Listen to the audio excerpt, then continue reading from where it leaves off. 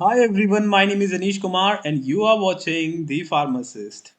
आज हम इस वीडियो में बात करेंगे एग्जिट एग्ज़ाम के बारे में। 2024 में एग्जिट एग्ज़ाम होने वाला है। ये डिप्लोमा इन फार्मेसी स्टूडेंट के लिए बहुत ही ज़्यादा इम्पॉर्टेंट एग्ज़ाम है।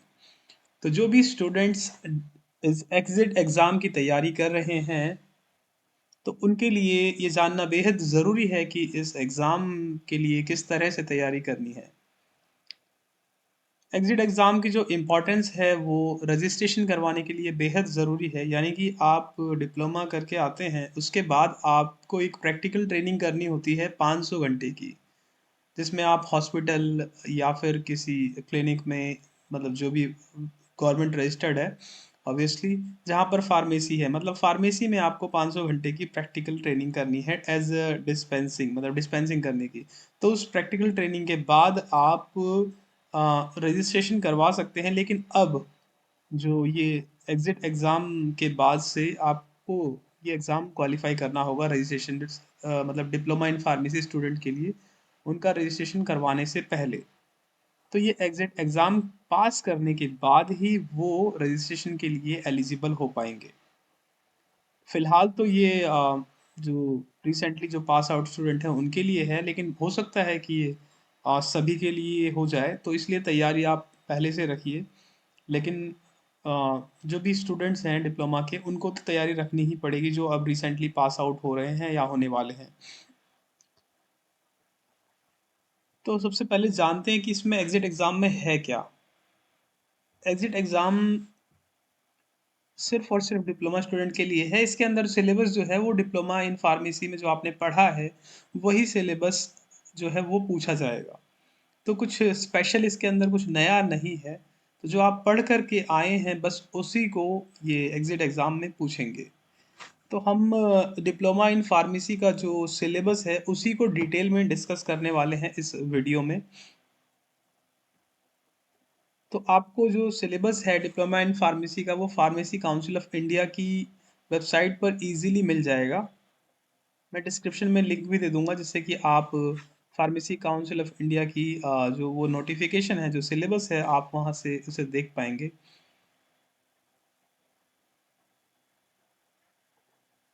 तो जो फार्मेसी काउंसिल ऑफ इंडिया है, इन्होंने सिलेबस अभी रिसेंटली यानी कि 2020 की एजुकेशन रेगुलेशन पॉलिसी जो थी उसमें एक थोड़ा बहुत इसमें मॉडिफिकेशन किया है। सिलेबस वैसा ही है जो पहले हुआ करता था, लेकिन इसमें कुछ चीज़ें चेंज हुई हैं। तो ये जो एग्ज़ाम है वो इसी नए सिलेबस के बेसिस पर कंडक्ट किया जाएगा। तो syllabus framed under the regulation 7 list of prescribed equipment and apparatus under appendix A of the education regulations 2020 for diploma course in pharmacy। तो ये कुछ मेंबर्स हैं जिन्होंने मिलकर के ये बनाया था। कंटेंट देखते हैं, प्रियम्बल, उसके बाद कम्पिटेंसीज ऑफ इंडियन, ये सब चीज़ें छोड़िए, हम सीधा डायरेक्ट सिलेबस पर चलते हैं। और इसमें एक चीज़ है कम्पिटेंसी, जैसे कि यहाँ पर कुछ पॉइंट्स दिए हैं, 10 पॉइंट। ये जो पॉइंट्स है इसको आप एज अ ऑब्जेक्टिव समझिए कि जो भी डिप्लोमा इन फार्मेसी का स्टूडेंट है, जो डिप्लोमा पास करके आया है, जो फार्मासिस्ट बनना चाहता है, वो रजिस्ट्रेशन करवाना चाहता है, तो उससे कुछ एक्सपेक्टेशंस होंगी। तो जो एग्ज़ाम है, इन्हीं क्राइटेरियाज को फुलफिल करने के लिए जो भी स्टूडेंट्स हैं उनको ये चेक करने के लिए कि ये का जो इनके अंदर कॉम्पिटेंसीज हैं, मतलब ये चीज़ें, ये गुण उनके अंदर हैं या नहीं है, तो बस इसी को जांचने के लिए एग्ज़ाम कंडक्ट किया जाएगा। तो चलिए एक एक करके इन 10 पॉइंट्स को डिस्कस कर लेते हैं, फिर आगे चल के हम इस पूरे वीडियो में आज सिर्फ सिलेबस ही डिटेल में जो भी है उसको डिस्कस करने की कोशिश करेंगे। तो जैसा कि पहला पॉइंट आप देख सकते हैं, रिव्यू प्रिस्क्रिप्शन। तो फार्मासिस्ट का मेन काम तो भाई प्रिस्क्रिप्शन के रिगार्डिंग ही घूमता रहता है ज़्यादातर, क्योंकि प्रिस्क्रिप्शन को ही पढ़ना सबसे ज़रूरी है और उसका जो प्रिस्क्रिप्शन रिव्यू है वो करना फार्मासिस्ट को आना चाहिए। आप चाहे डिस्पेंसिंग करें या फिर आप हायर लेवल के फार्माकोविजिलेंस या फिर क्लिनिकल फार्मेसी या और चीज़ों में जाएँगे, तो वहाँ पर भी आपको प्रिस्क्रिप्शन ही पढ़ना पड़ेगा और प्रिस्क्रिप्शंस में जो भी प्रॉब्लम्स होंगी, वो आपको सॉल्व करनी पड़ेगी। मतलब देखना पड़ेगा, एरर फाइंड करना पड़ेगा, फिर उसको जाके आपको रिपोर्ट करना पड़ेगा। तो यानी कि सबसे पहला काम जो आपका है कि प्रिस्क्रिप्शन आपको रिव्यू करना आना चाहिए बहुत अच्छी तरह से। प्रिस्क्रिप्शन में जो भी टर्म्स होती हैं उसको आपको समझ में आना चाहिए, जो भी शॉर्ट टर्म्स होती हैं या फिर लैटिन टर्म्स लिखी हुई हैं या इंडिकेशन है, डिस्क्रिप्शन है, जितने भी पार्ट्स ऑफ प्रिस्क्रिप्शन है वो पूरे डिटेल में आपको समझ आना चाहिए, ताकि आप इजीली प्रिस्क्रिप्शन को पढ़ पाएँ, समझ पाएँ। और जो भी करंट डेट का जो भी एक स्टैंडर्ड फॉर्मेट है प्रिस्क्रिप्शन को लिखने का और उसको पढ़ने का और ये वैलिडिटी चेक करने का, वो आपको पता होना चाहिए। तो बेसिकली रिव्यू प्रिस्क्रिप्शन का मतलब ही यही है। तो आपको प्रिस्क्रिप्शन के बारे में बेसिकली डिटेल होनी चाहिए कि कोई प्रिस्क्रिप्शन जेन्युइन है या नहीं। बात करते हैं दूसरे पॉइंट की कि dispense prescription non prescription medicine. Obviously आपने जब प्रिस्क्रिप्शन पढ़ लिया है उसके बाद आपको मेडिसिन डिस्पेंस करना पड़ेगा, तो जाहिर सी बात है कि आप प्रिस्क्रिप्शन पढ़ करके आइडेंटिफाई करेंगे कि कौन सी मेडिसिन है, और जो स्टेप्स आपको आपकी पढ़ाई के दौरान, आपके एकेडमिक्स के दौरान आपको बताए गए होंगे कि किस तरह से जो मेडिसिन्स हैं वो निकालनी है, उसके बाद उसको कैसे क्रॉस चेक करना है। सबसे पहले प्रोडक्ट की जो उसके अंदर डिस्क्रिप्शन है, प्रिस्क्रिप्शन को पढ़ेंगे स्टार्टिंग से। सबसे पहले जो भी पेशेंट है उसकी एज देखेंगे कितने साल का है, अगर बच्चा है या बड़ा है, मेल है, फीमेल है, जो भी एक एक ओवरव्यू लेंगे प्रिस्क्रिप्शन का। फिर उसकी जो कंडीशन है, जो डिजीज़ है या जो डायग्नोसिस जो लिखी हुई है उसको पढ़ेंगे, जिससे हमें ये आइडिया हो जाएगा कि ये प्रिस्क्रिप्शन किस रिगार्डिंग है। मतलब जो मेडिसिन इसमें प्रिस्क्राइब की गई होगी वो किस प्रॉब्लम के लिए है। तो अब जो हम मेडिसिन जो अभी रैक से निकालेंगे, तो क्या वो मेडिसिन उस कंडीशंस को फुलफिल करती है जिससे कि प्रिस्क्रिप्शन एरर को हम कम कर सकते हैं। अब जो मेडिसिन आप डिस्पेंस करेंगे, तो आपको ये पता होना चाहिए कि भाई वो जो मेडिसिन है वो उसी बीमारी में दी जा रही है जो डायग्नोसिस वहाँ पर लिखी गई है। उसके बाद आप क्रॉस चेक करेंगे जो भी मेडिसिन है उसके जो प्रिस्क्रिप्शन है उसमें इंटरेक्शन चेक करेंगे कि कोई मेडिसिन जो है वो किसी दूसरी ऐसी दवा है जो कि उसके साथ इंटरेक्शन ना करे, ये आपको चेक करना है। उसके अलावा एक्सपायरी डेट चेक करनी है बहुत ही अच्छे से कि वो आ, मतलब जो भी पेशेंट है जब वो लेगा मेडिसिन उसके बाद तक उसे कितने दिन तक लेनी है, मान लीजिए 1 महीने तक, तो क्या जो मेडिसिन आप डिस्पेंस कर रहे हैं वो उसकी जो एक्सपायरी डेट है वो 1 महीने से ऊपर की है। तो इस तरह से आपको कॉमन सेंस लगा करके वो जो प्रिस्क्रिप्शन है उसको डिस्पेंस करना है बहुत ही केयरफुली। और जो मेडिसिन है जैसे कि आपको बताया गया होगा ट्रेनिंग के दौरान या फिर या पढ़ाई के दौरान कि एक सिस्टमेटिक तरीके से आपको मेडिसिन को क्रॉस चेक करना है। कम से कम 3 बार चेक करना है, एक जब आप रैक में से उठा रहे हैं, दूसरा जब आप अपने काउंटर पर उसे ले करके आ रहे हैं वहाँ आपको चेक करना है, तीसरा जब आप डिस्पेंस कर रहे हैं। तो क्रॉस चेक आपको ज़रूर करना है डिस्पेंस करने से पहले। इसके अलावा क्या है कि जो डिस्पेंस करनी है आपको, एक तो प्रिस्क्रिप्शन मेडिसिन जो भी शेड्यूल्ड मेडिसिन होती हैं वो तो आपको डिस्पेंस करना है, और इसके अलावा कुछ नॉन प्रिस्क्रिप्शन मेडिसिन होती हैं जैसे कि ओटीसी प्रिपरेशंस हो गई या फिर आयुर्वेदिक प्रिपरेशंस हैं, तो उनको नॉन प्रिस्क्रिप्शन मेडिसिन कह सकते हो आप। तो वो भी आपको डिस्पेंस करने आना चाहिए कि किस तरह से उसको यूज़ करना है, और इंस्ट्रक्शन प्रॉपरली आपको देनी है जो भी आपका पेशेंट रहेगा उन्हें। थर्ड पॉइंट देखते हैं, provide patient counselling and education. Definitely आपको पेशेंट काउंसलिंग करनी पड़ेगी, क्योंकि जो मेडिसिन आप डिस्पेंस करते हैं, मेडिसिन सिर्फ मेडिसिन से पेशेंट ठीक नहीं होता है, उसको प्रॉपर काउंसलिंग देनी पड़ती है, उसको उस मेडिसिन में कॉन्फिडेंस आना चाहिए। ये तो ही वो मतलब प्रॉपरली उस मेडिसिन को लेगा, अगर वो मेडिसिन को लेगा प्रॉपरली तो ही वो ठीक हो पाएगा। मैं अपने एक्सपीरियंस के साथ बता सकता हूँ, मुझे लगभग 13 साल से ज़्यादा का एक्सपीरियंस है कि अगर आप प्रॉपर काउंसलिंग करके मेडिसिन डिस्पेंस करते हैं पेशेंट को, और विदाउट मतलब ऐसे ही कम काउंसलिंग या फिर उसको प्रॉपर डिटेल ना दे करके आप डिस्पेंस करते हैं, तो दोनों में बहुत ज़्यादा डिफरेंस आ जाता है पेशेंट के जो ट्रीटमेंट में और हीलिंग में। अगर आप प्रॉपर काउंसलिंग करके पेशेंट को मेडिसिन देते हैं तो उसकी रिकवरी जो है वो फास्टर होती है as compare to non counselling या प्रॉपर एजुकेशन ना देने पर।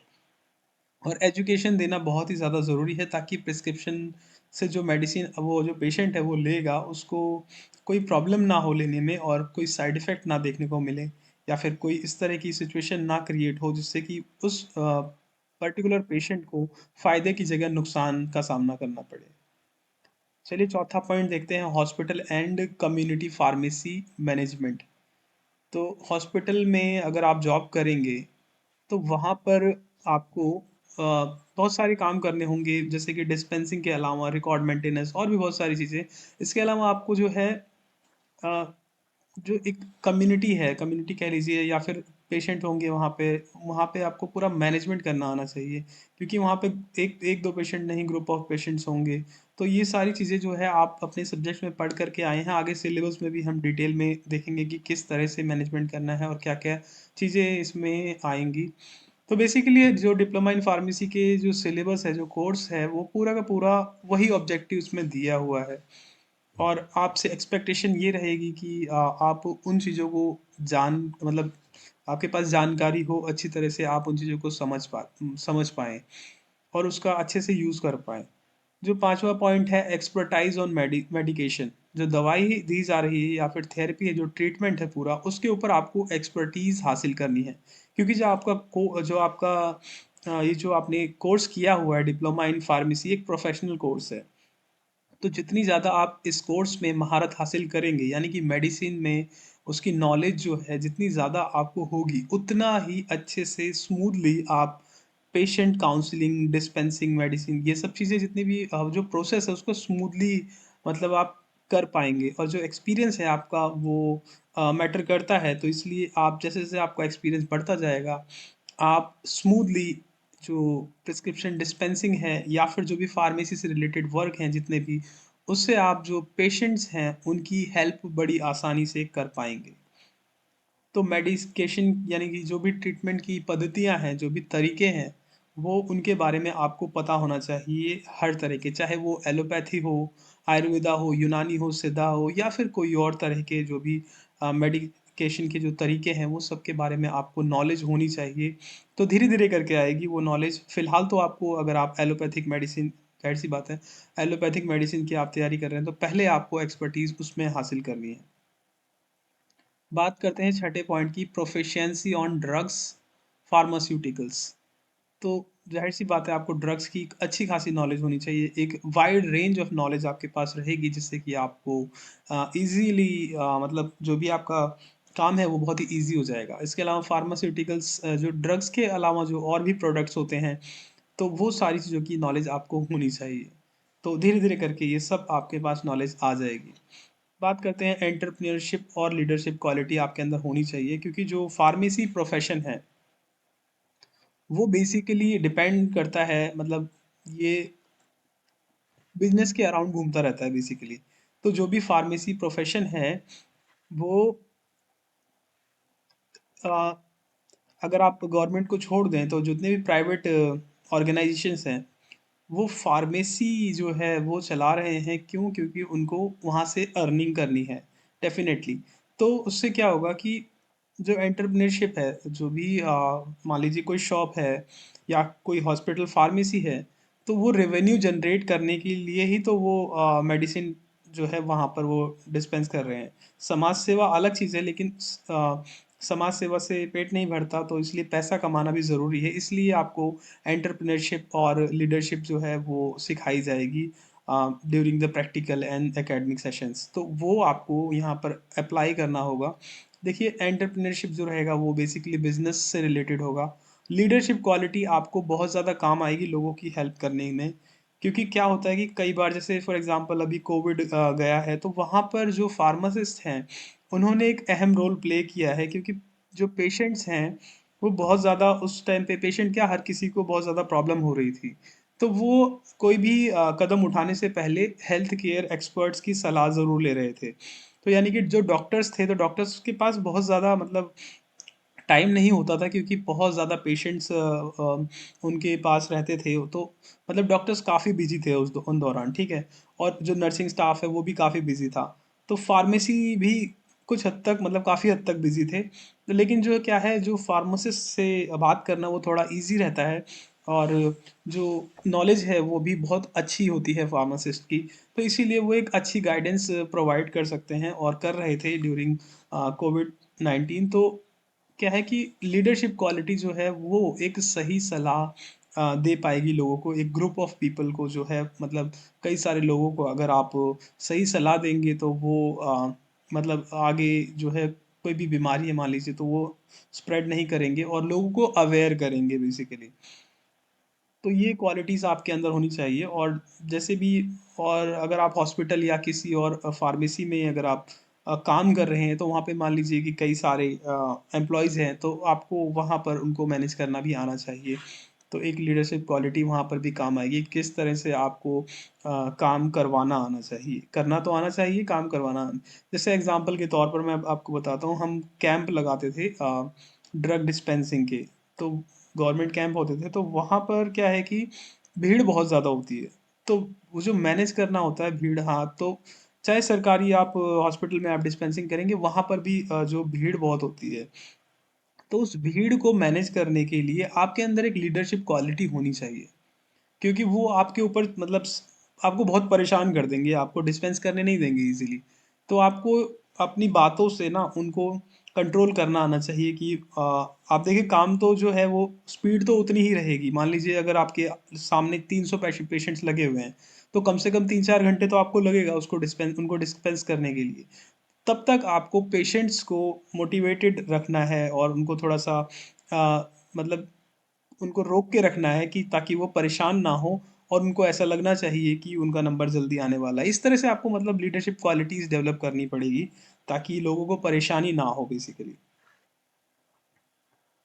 बात करते हैं 8वें पॉइंट की कि deliver primary and preventive health care. तो जो प्राइमरी और प्रिवेंटिव हेल्थ केयर है वो अटमोस्ट इम्पॉर्टेंट है, क्योंकि इमरजेंसी के केसेस में आप कहीं भी हों, आपके पास नॉलेज तो रहेगी आपकी। तो वो जो नॉलेज है वो आपको लोगों की सेवा के लिए इस्तेमाल करनी है। से फॉर एग्ज़ाम्पल किसी को कोई प्रॉब्लम आती है, अगर एक्सीडेंट हो जाए या कुछ भी हो, तो आपके पास इतनी इन्फॉर्मेशन है, इतनी नॉलेज है कि आप उसको जो है प्रिवेंटिव ट्रीटमेंट ज़रूर दे पाएँगे। तो इसीलिए आपसे ये एक्सपेक्ट किया जाता है डिप्लोमा इन फार्मेसी के स्टूडेंट से कि वो जो उनकी नॉलेज है उसका प्रॉपर यूटिलाइज़ करके लोगों की मतलब सेवा कर पाएँ। तो बस यही इसमें चेक किया जाएगा कि हाँ, उनको नॉलेज है या नहीं है। प्रोफेशनल, नौवां पॉइंट देख रहे हैं, professional ethical and legal practice. Professional तो खैर होना ही चाहिए आपको। ये हमारे जो डिप्लोमा फार्मेसी है या फिर डिग्री और आगे चल के जो भी मास्टर्स आएगा, ये पूरा हमारा फार्मेसी प्रोफेशन है। फार्मेसी प्रोफेशन दवाइयों के इर्द गिर्द घूमता है, चाहे वो किसी भी तरह की दवाइयाँ हों, चाहे वो एलोपैथिक हो, आयुर्वेदा हो, यूनानी हो, सिद्धा हो, या किसी और तरह की जो मेडिसिन्स हैं उसके इर्द गिर्द फार्मेसी प्रोफेशन घूमता है। तो जो प्रोफेशन है इसमें इसको जो यानी कि इसको फॉलो करने के लिए बहुत तरीके दिए हुए हैं। तो ये सारी चीज़ें जो हम सीख रहे हैं, हम अपने जो प्रोफेशन के लिए ही काम कर रहे हैं। तो प्रोफेशन को यानी कि तरीका जो है हमारा वो एक अच्छा होना चाहिए, एक बिहेवियर जो है हमारा अच्छा होना चाहिए, ताकि जो प्रोफेशन है हमारा उसको मतलब एक नाम मिले, जो इज्जत है वो बनी रहे। तो इस तरह से प्रोफेशनल जो है वो, अब देखो, आपके पास नॉलेज नहीं होगी तो फिर वो प्रोफेशन का कोई फिर मतलब आप उस अगर नॉलेज ही नहीं होगी तो आप अच्छे से यूटिलाइज नहीं कर पाएंगे लोगों की सेवा करने के लिए, तो उसे आप प्रोफेशनल नहीं कह पाएंगे। तो इसीलिए आपको प्रोफेशनल बनना है, नॉलेज जितनी ज़्यादा हो सके उतनी एक्वायर करनी है, ताकि आप पेशेंट्स की अच्छे से अच्छे मतलब अच्छी तरह से आप सेवा कर पाएँ। और जो एथिकल एंड लीगल प्रैक्टिस है, देखिए एथिक्स बहुत ज़रूरी है। एथिक्स बहुत ज़रूरी है, क्योंकि क्या होता है कि आप जब भी जॉब करेंगे रजिस्ट्रेशन करवाने के बाद, तो वहाँ पर आपके पास ऐसी-ऐसी सिचुएशंस आएँगी जहाँ पर आपको अपना दिमाग इस्तेमाल करना पड़ेगा और एथिकली आपको डिसीज़न लेना पड़ेगा। एग्ज़ाम्पल के तौर पर आपकी ने लाइन लगवा रखी है दवाई देने के लिए, डिस्पेंसिंग करने के लिए। वहाँ पर से फॉर एग्ज़ाम्पल कोई पेशेंट ऐसा आ जाता है जिसकी सिचुएशन बहुत ज़्यादा ख़राब है। तो एथिक्स ये कहती है कि आप उसको पहले मतलब देखिए और उसको पहले डिस्पेंस कीजिए, दवाई दीजिए। या फिर कोई प्रेग्नेंट लेडी आती है जो कि लाइन में ज़्यादा देर तक नहीं लग पा रही है, लेकिन लोग क्या है मना कर रहे हैं कि मतलब ऐसे सबको आप लाइन के बिना लाइन के दवाई ना दीजिए। तो आप एटलीस्ट उनके लिए बैठने की व्यवस्था कर सकते हैं, या फिर आप कोशिश करें कि आप लोगों को समझाएं और आप उनको पहले डिस्पेंस करके आप उनको फ्री कर दें। तो इस तरह से ये एथिकल चीज़ें जो हैं आपको मतलब बहुत काम आएंगी। जो भी आपका प्रोफेशन है, मतलब आप जब भी आप जॉब करेंगे या फिर आप कहीं पे भी सर्विस देंगे, तो वहाँ पर ये एथिकल प्रैक्टिस आपको बहुत काम आएगी और ये होनी चाहिए एथिक्स। इसके अलावा जो लीगल प्रैक्टिस है, क्योंकि जो मेडिसिन हैं, जो ड्रग्स हैं, ये लीगल लॉ सिस्टम जो है ना, इसके इर्द गिर्द घूमती हैं। क्योंकि इसका यूज़ से कई बार मिसयूज़ भी बहुत ज़्यादा किया जाता है मेडिसिन का। इसके अलावा हेल्थ केयर जो भी चीज़ें हैं उनका मिसयूज़ भी होता है। तो इसीलिए इसको लॉ एंड ऑर्डर के ज़रिए मेंटेन किया जाता है और कई सारे नियम कानून बनाए हुए हैं। तो जो भी इलीगल प्रैक्टिसेस हैं उनको इससे रोका जाता है, और ताकि जो भी गलत काम हो रहे हैं उसको मतलब ना हो पाए वो गलत काम, ठीक है। तो इस तरह से हमारे जो फार्मेसी काउंसिल है उसकी भी कई सारे रूल्स एंड रेगुलेशंस हैं, लॉज हैं, तो हमें वो फॉलो करने पड़ते हैं, जिससे कि हमारे प्रोफेशन के लिए ही फ़ायदा है और लोगों के लिए डेफिनेटली फ़ायदा है। बात करते हैं लास्ट पॉइंट की, कंटिन्यूइंग प्रोफेशनल डेवलपमेंट।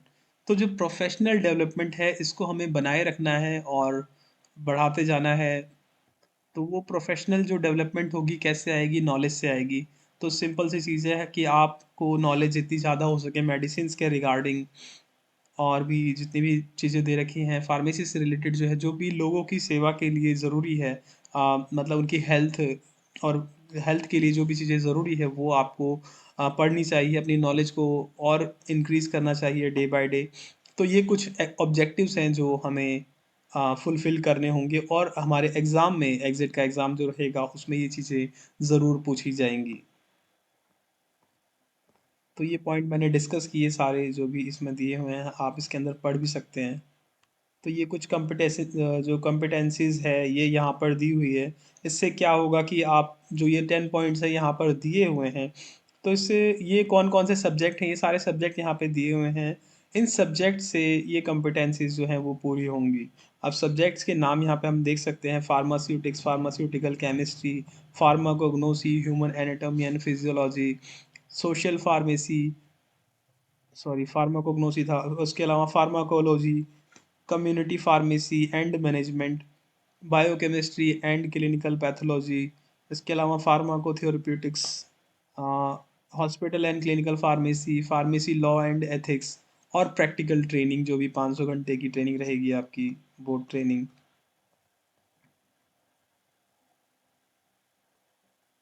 ये ओवरव्यू दिया हुआ है। स्कोप क्या है इसका, स्कोप पढ़ लेते हैं हम एक बार। These are broader statement on the purpose of course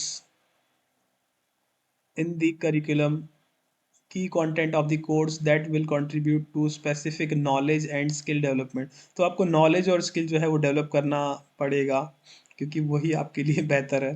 the teacher is expected to orient the student about the scope of the particular course at the beginning and intermittently, ठीक है। तो ये चीज़ है जो है आपको आपके अंदर होनी चाहिए क्वालिटीज़। प्रैक्टिकल कोर्स है, ट्यूटोरियल है, ये सब चीज़ें जो आपने डिप्लोमा इन फार्मेसी में कंप्लीट की होंगी वो सब चीज़ें यहाँ दी हुई हैं। हम बस उसी को एक बार ओवरव्यू कर रहे हैं। ये डिप्लोमा इन फार्मेसी में जो एग्ज़ाम्स थे उसके मार्क्स वगैरह ये आपके दिए हुए हैं स्टेटमेंट जिस तरह से। तो आप जो डिप्लोमा इन फार्मेसी है वो पास करने के बाद ही ये एग्ज़ाम देंगे। यहाँ पे जो सब्जेक्ट्स हैं वो दिए हुए हैं, प्रैक्टिकल और थ्योरी को दोनों को यहाँ पे दिया हुआ है। तो सबसे पहला जो सब्जेक्ट है फार्मास्यूटिक्स यहाँ पर दे रखा है। तो ये जो फर्स्ट कह सकते हो आपकी फर्स्ट ईयर का जो है वो सिलेबस है यहाँ पर। एक सेकेंड सॉरी, ये रहा पार्ट वन जो है, यानी कि फर्स्ट ईयर का सिलेबस है। तो उसके बाद ये सेकेंड ईयर का सिलेबस आगे मिलेगा। तो एक बार फटाफट से देख लेते हैं। 2 मिनट का ब्रेक ले लीजिए, यदि आपको लेना है वीडियो को पॉज कर दीजिए, उसके बाद इसको कंटिन्यू कीजिएगा।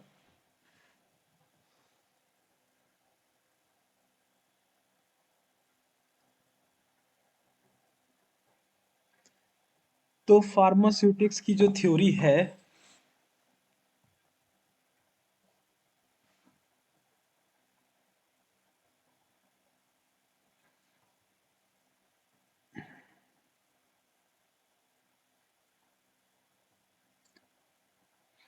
फार्मास्यूटिक्स जो सब्जेक्ट है आपने पढ़ा होगा डिप्लोमा इन फार्मेसी में। तो इसका स्कोप देखते हैं क्या है। This course is design to impact impart basic knowledge and skill on the art and science of formulating and dispensing different pharmaceutical doses form.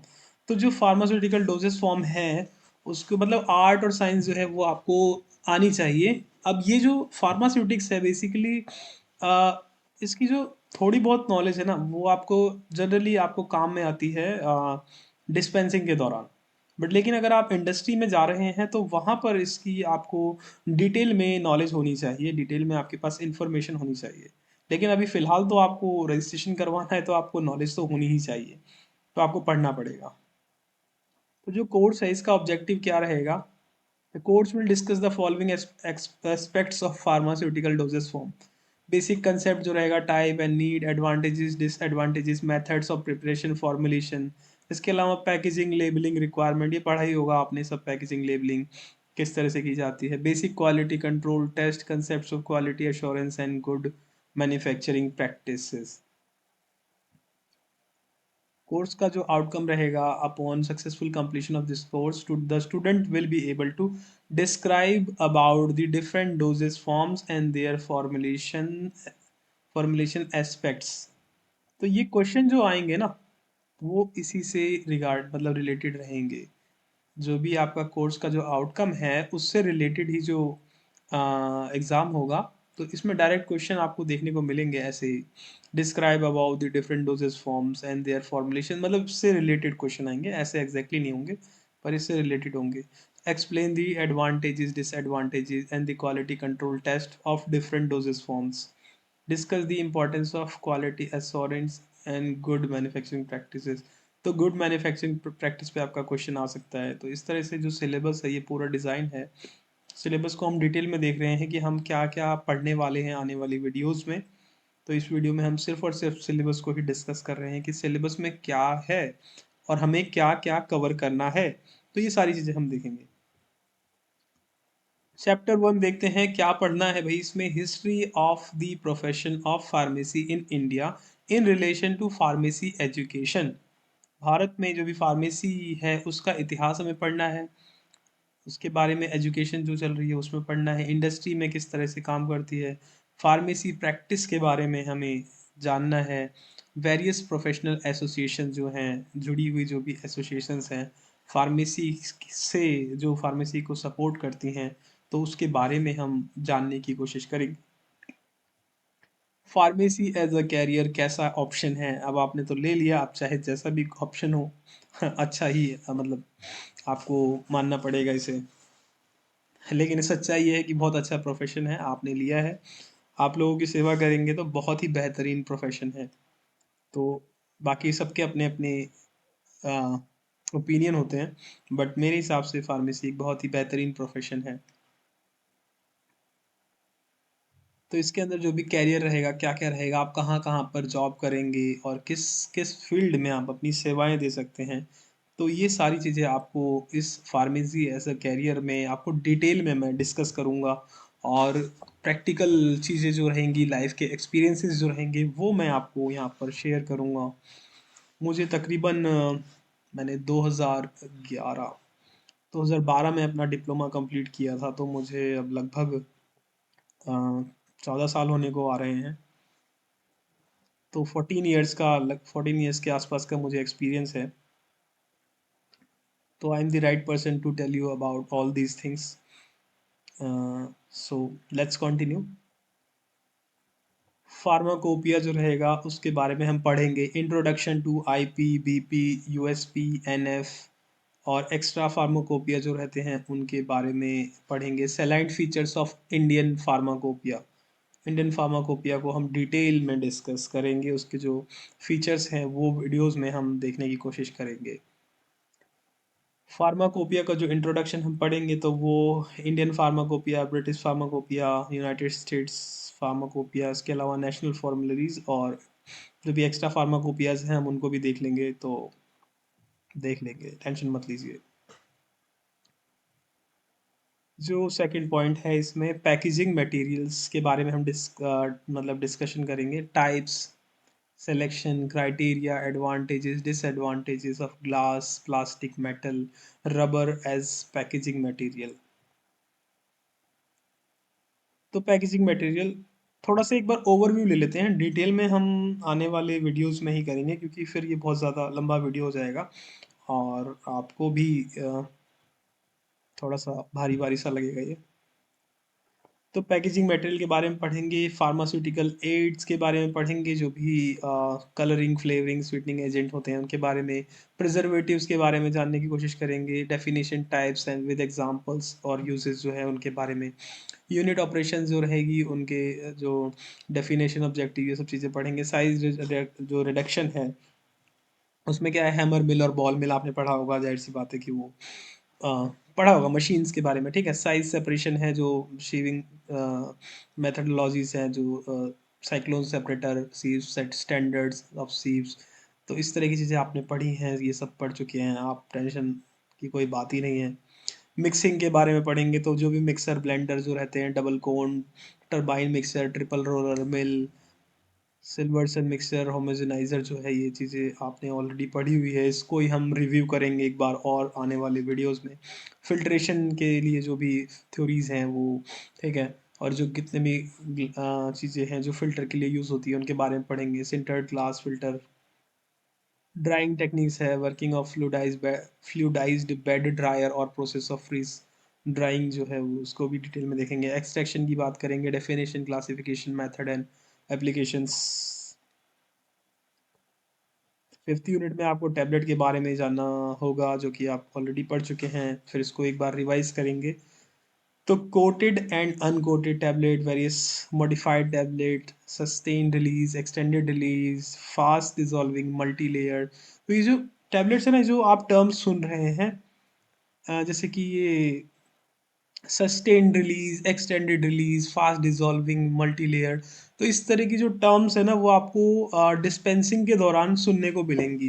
जो मेडिसिन रहेगा ना तो उस पर आपको लिखा हुआ मिलेगा कि सस्टेन्ड रिलीज टैबलेट, इस तरह से की चीज़ें जब आप प्रैक्टिकल ट्रेडिंग करेंगे तो आपको वहाँ पर ना ये चीज़ बहुत ज़्यादा मतलब याद आएंगी, ये चीज़ें रिवाइज होंगी आपकी, ठीक है। तो capsules, hard and soft gelatin capsule, ये चीज़ें आप ऑलरेडी पढ़ चुके हैं।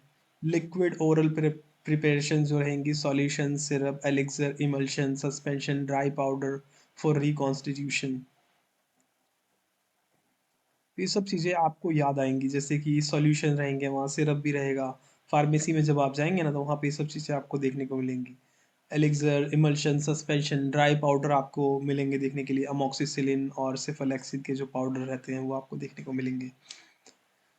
टॉपिकल प्रिपरेशंस तो बहुत सारी रहेंगी, ऑइंटमेंट रहेंगे, जैसे कि ऑइंटमेंट, क्रीम्स, पेस्ट, ये चीज़ें आपको देखने को मिलेंगी। जैसे एग्जांपल के तौर पे क्लोट्रिमाजोल, मिकोनाजोल, इस तरह की क्रीम्स जो हैं वो आपको देखने को मिलेंगी।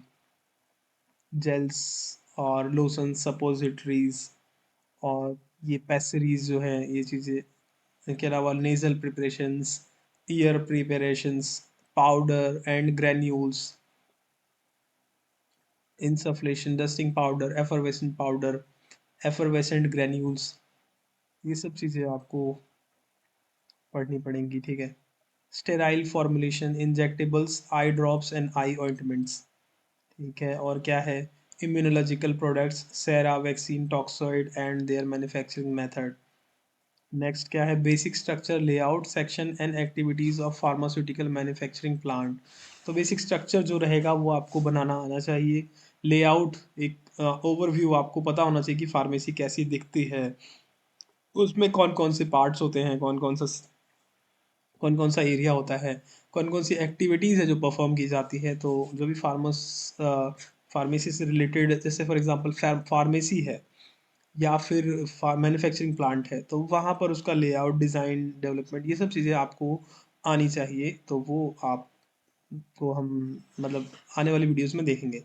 Quality control and quality assurance में क्या है, definition, concept, quality control, quality assurance, current good manufacturing practices, तो कुछ लॉज हैं, रूल्स हैं, रेगुलेशंस हैं, वो हम देख लेंगे जीएमपी में जो हैं, बस उसको पढ़ना है। Introduction to the concept of calibration and validation, वही मतलब कैलिब्रेशन के कुछ मेथड्स हैं, तो वो भी देखेंगे, और वैलिडेट कैसे करना है तो ये भी देख लेंगे। Novel drug delivery system introduction, classification with examples, advantages and challenges, बहुत मतलब इसमें ज़्यादा नहीं पढ़ना होगा आपको, थोड़ा बहुत ही पढ़ना पड़ेगा। तो ये नोवल ड्रग डिलीवरी सिस्टम, तो इसके अंदर फार्मास्यूटिक्स में इतना ही।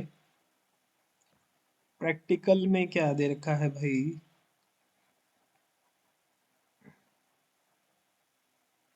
This course is design to train the students in formulating and dispensing common pharmaceutical doses form, मतलब वो ये कि फार्मास्यूटिकल प्रिपरेशन जो है वो उनको आप मतलब बना पाएँ आसानी से, तो वही ऑब्जेक्टिव है इसका। ये आपने किया ही होगा लैब के अंदर, आपको प्रैक्टिकल कराए होंगे जो calculation of working formula of official and master formula, जैसे कि आपको जो फार्मूला दिया होता है उस फार्मूले से आप एक नया फार्मूला बनाते हैं, तो इस तरह से आप फिर उसके बाद उसको फिर एग्जीक्यूट करते हैं उसको, मतलब जो भी प्रिपरेशन है वो बनानी है वो आप फिर बनाते हैं फार्मूले के हिसाब से। चलिए हम आगे चलते हैं। Practicals, formulations of the following doses form as per monograph standard and dispensing with appropriate packaging and labeling, तो जो आपको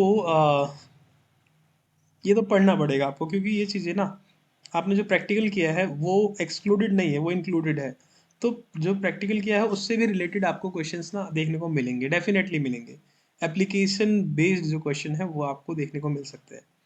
तो ये जो कुछ फॉर्मुलेशंस हैं इनके बारे में आपको पढ़ना होगा, जैसे liquid, oral, emulsion, suspension, ointment, cream, gel, liniment, dry powder, sterile injections, hard gelatin capsule और टैबलेट्स। इनके कुछ एग्जाम्पल दे रखे हैं, जैसे लिक्विड ओरल के simple syrup, piperazine, citrate, elixir, aqueous iodine solution. Emulsions में देखें castor oil emulsion, cod liver oil emulsion. Suspension की बात करें तो calamine lotion, magnesium hydroxide mixture, ointment, simple ointment base, sulphur ointment. इसके अलावा क्रीम में सेट्रीमाइड क्रीम है। जेल की बात करें तो सोडियम एल्जिनेट जेल। लिनीमेंट है जी turpentine liniment, white liniment, BPC. Dry powder है effervescent powder, granule dusting powder. Sterile injection में normal saline, calcium gluconate injection. Hard gelatin capsule में टेट्रासाइक्लिन कैप्सूल्स आ गए आपके। टैबलेट में पैरासीटामोल टैबलेट्स हैं। वैसे ज़्यादा नहीं है, इसको आप कवर कर सकते हैं, बहुत ईजी है, इजीली हम कवर करेंगे। Formulation of at least 5 commonly used cosmetic preparations. Example, cold cream, shampoo, lotion, toothpaste, ये चीज़ें हैं, इनके बारे में भी जानेंगे। चलिए आगे चलते हैं, इनको थोड़ा सा स्किप करते हैं इसको फटाफट से। असाइनमेंट्स हैं आपने किए होंगे ड्यूरिंग एकेडमिक्स। और नेक्स्ट क्या है, फार्मास्यूटिकल केमिस्ट्री। तो थ्योरी, फार्मास्यूटिकल केमिस्ट्री बेसिकली दो पार्ट्स में डिवाइडेड है, एक तो जो थियोरिटिकल पार्ट है ना, और एक जो स्ट्रक्चर वाला पार्ट है, मतलब है तो ये भी थ्योरी। तो लेकिन क्या है कि इसको थ्योरी जो आपको पढ़ना है और प्रैक्टिकल जो आप उसको परफॉर्म करेंगे, तो ये दो बेसिकली पार्ट में डिवाइडेड है। लेकिन इसमें क्या है, ऑर्गेनिक एंड इनऑर्गेनिक पढ़ना पड़ेगा, ठीक है। वो हम आगे डिस्कस करेंगे कि किस तरह से ये दोनों कॉमन मतलब डिफरेंट भी हैं और एक जैसी हैं। कोर्स का ऑब्जेक्टिव यहाँ पे दे रखा है, तो ये चीज़ें आपको आनी चाहिए। हम डायरेक्टली सिलेबस देखते हैं कि क्या क्या पढ़ना है हमें। इंट्रोडक्शन टू फार्मास्यूटिकल केमिस्ट्री पढ़ना है। स्कोप एंड ऑब्जेक्टिव ये पढ़ लेंगे, कोई बात नहीं। Sources and types of error, accuracy, precision and significant figures, ठीक है जी। Impurities in pharmaceuticals. Source and effect of impurities in pharmacopoeial substances. Importance of limit test. Principle and procedures of limit test for chlorides, sulfates, iron, heavy metals and arsenic. मतलब ये impurities जो हैं वो during the preparations आ जाती हैं, तो इनके जो टेस्ट हैं वो हम परफॉर्म करेंगे, और कैसे इन इम्प्योरिटीज़ को दूर करना है वो भी देखेंगे। वॉल्यूमेट्रिक एनालिसिस जो है, fundamentals of volumetric analysis, acid base titrations, non aqueous titration, precipitation titration, complexometric titration, redox titration, ये बहुत सारी टाइट्रेशंस हैं, तो ये भी पढ़ेंगे। Principle and method, gravimetric analysis में प्रिंसिपल क्या रहेगा उसका और मेथड क्या रहेंगे वो भी पढ़ेंगे। इनऑर्गेनिक फार्मास्यूटिकल्स में क्या है, pharmaceutical formulations, market preparations, storage condition and uses of. अच्छा, इसके बारे में क्या क्या पढ़ना है देखिए। पहला है कि फॉर्मुलेशंस, दूसरा मार्केट प्रिपरेशन मतलब बाजार में किस नाम से मिलती हैं ये चीज़ें, तीसरा जो है मार्केट प्रिपरेशन मतलब बाजार में किस नाम से और किस फॉर्मुलेशन मतलब किस डोजेस फॉर्म में ये अवेलेबल है। और इसके बारे में पढ़ना है हमें स्टोरेज कंडीशन, किस टेम्परेचर पर या फिर किस कंडीशन में उसको स्टोर करना है, और यूजेस। ये चार चीज़ें हमें बेसिकली इसके बारे में पढ़नी है। किसके बारे में, हेमेटेनिक्स के बारे में, ferrous sulphate, ferrous fumarate, ferric ammonium citrate, ferrous ascorbate, carbonyl iron. इसके अलावा क्या है, गैस्ट्रो इंटेस्टिनल एजेंट्स, इसमें क्या है, antacids, aluminium hydroxide gel, magnesium hydroxide, magaldrate, sodium bicarbonate, calcium carbonate, acidifying agent, adsorbents, protectives और कैथार्टिक्स। बात करते हैं टॉपिकल एजेंट्स की, silver nitrate, AgNO3, iron silver sorry ionic silver, chlorhexidine gluconate, hydrogen peroxide, boric acid, bleaching powder, potassium permanganate. Dental products में पढ़ेंगे calcium carbonate, sodium fluoride, denture cleaners, denture adhesives, mouthwashes. इसके अलावा medicinal gases जो हैं, carbon dioxide, nitrous oxide और oxygen. Nitrous oxide किस लिए use होती है डेंटल इसमें, ये क्वेश्चन है, आप बताइए आंसर इसका। Introduction to nomenclature of inorganic chemical systems with particular reference to heterocyclic compounds containing up to 3 rings। तो जो नोमेनक्लेचर है वो हम पढ़ेंगे इनऑर्गेनिक केमिकल जो भी सिस्टम रहेगा उसमें, और जो पर्टिकुलर रेफरेंस रहेगा वो हेट्रोसाइक्लिक कंपाउंड्स का रहेगा, और जिसके अंदर 3 रिंग्स रहेंगी। ठीक है, बहुत ही ज़्यादा मतलब ज़्यादा टफ नहीं है, इजी है, तो इसको हम बहुत ही इजीली कवर करेंगे आने वाली वीडियोस में, तो बने रहना मेरे साथ। Introduction to nomenclature of organic ये हो गया। Study of the following categories of medicine compounds with respect to classification. पहली चीज़ आपको क्लासिफिकेशन आनी चाहिए भाई, क्लासिफिकेशन के लिए डायरेक्ट क्वेश्चन आते हैं, डायरेक्ट। ठीक है, तो उसके बाद क्या है, केमिकल नेम, नेम हाँ पता होना चाहिए। केमिकल स्ट्रक्चर जो है, स्ट्रक्चर आपको दे देगा भाई ये स्ट्रक्चर है, अब इसके अंदर बताइए कि ये कौन सी मेडिसिन है, या फिर ये मेडिसिन है इसका स्ट्रक्चर बताइए। तो इस तरह से डायरेक्ट क्वेश्चन आपको पूछे जा सकते हैं, या फिर कोई मेडिसिन दे दी जाएगी, उसमें पूछा जाएगा कि इसके अंदर कौन सा स्ट्रक्चर है। ठीक है, तो इस तरह से क्वेश्चन आएंगे। Compound marketed with uses, uses जानने पड़ेंगे। Stability and storage condition, different types of formulations and their popular brand names. Right,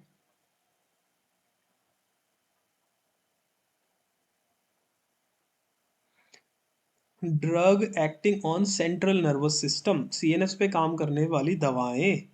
anaesthetics, thiopental sodium, ketamine hydrochloride, ketamine hydrochloride, इसके अलावा प्रोपोफोल। सेडेटिव्स एंड हिप्नोटिक्स में डाइज़ेपैम, alprazolam, निट्राज़ेपैम, phenobarbital. सिर्फ इतनी सी medicine दे रखी हैं, ठीक है। नहीं वैसे बहुत सारी हैं, कवर करने में टाइम लग जाएगा। एग्ज़ाम जो है आई थिंक मई के बाद होगा, तो हमारे पास ज़्यादा टाइम नहीं है, सिर्फ और सिर्फ 4 से 5 मंथ का टाइम है, और तैयारी पहले से हो जाए तो ज़्यादा अच्छा है, क्योंकि रिवीजन में भी बहुत टाइम लगता है, इतना ईजी है नहीं,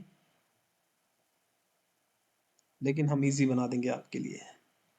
antipsychotics, chlorpromazine hydrochloride, haloperidol, रिस्परिडोन,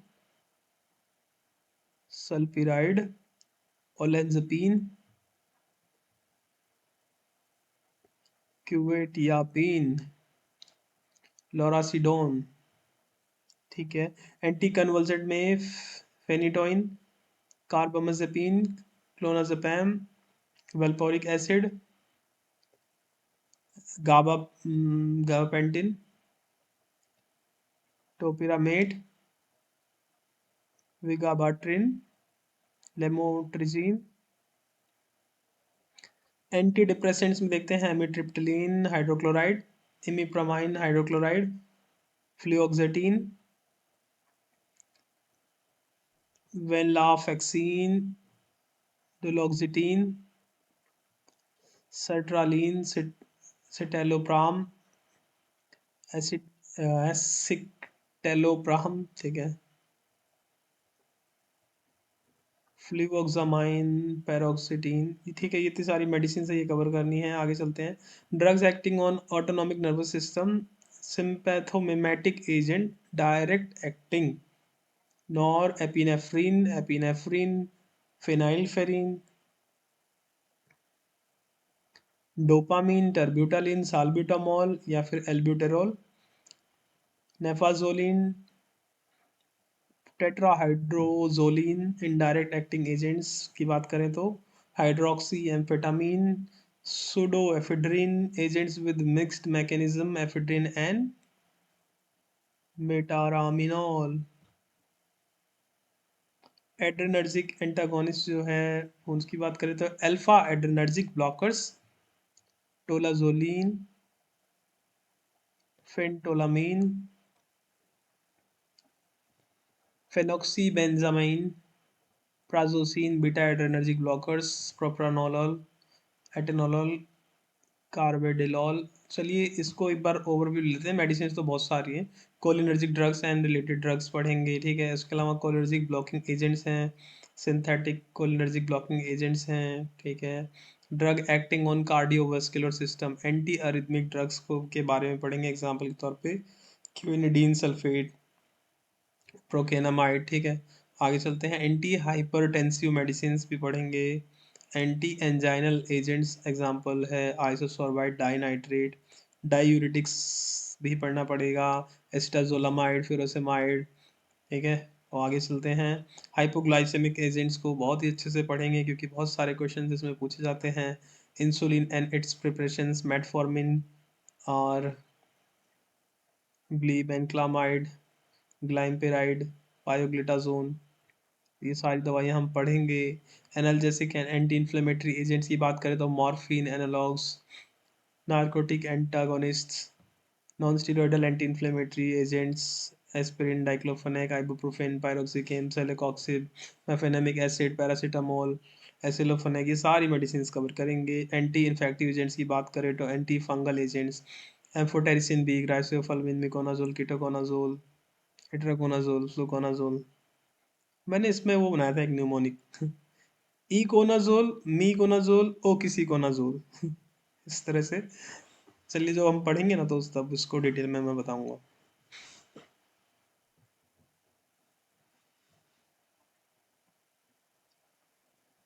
UTI की बात करते हैं। Urinary tract anti infective agents में norfloxacin, ciprofloxacin, ofloxacin, moxifloxacin. Anti tubercular agent एक ये थोड़ा सा इंपॉर्टेंट हो जाता है, इसमें क्वेश्चन जनरली पूछ लिए जाते हैं। इसके अंदर मेडिसिन खैर ज़्यादा नहीं है लेकिन आपको जो इसके रेजीम के बारे में है थोड़ी सी मतलब इन मेडिसिन के बारे में आपको अच्छे से पता होना चाहिए। जैसे आईएनएच है, ठीक है, और इथाम्ब्यूटोल मतलब, और पैरामीनोसैलिसिलिक एसिड, पायरिजिनामाइड, रिफैम्पिन या रिफैम्पिसिन। ये जो मेन मेडिसिन है इनके बारे में पता होना चाहिए। INH, isoniazid.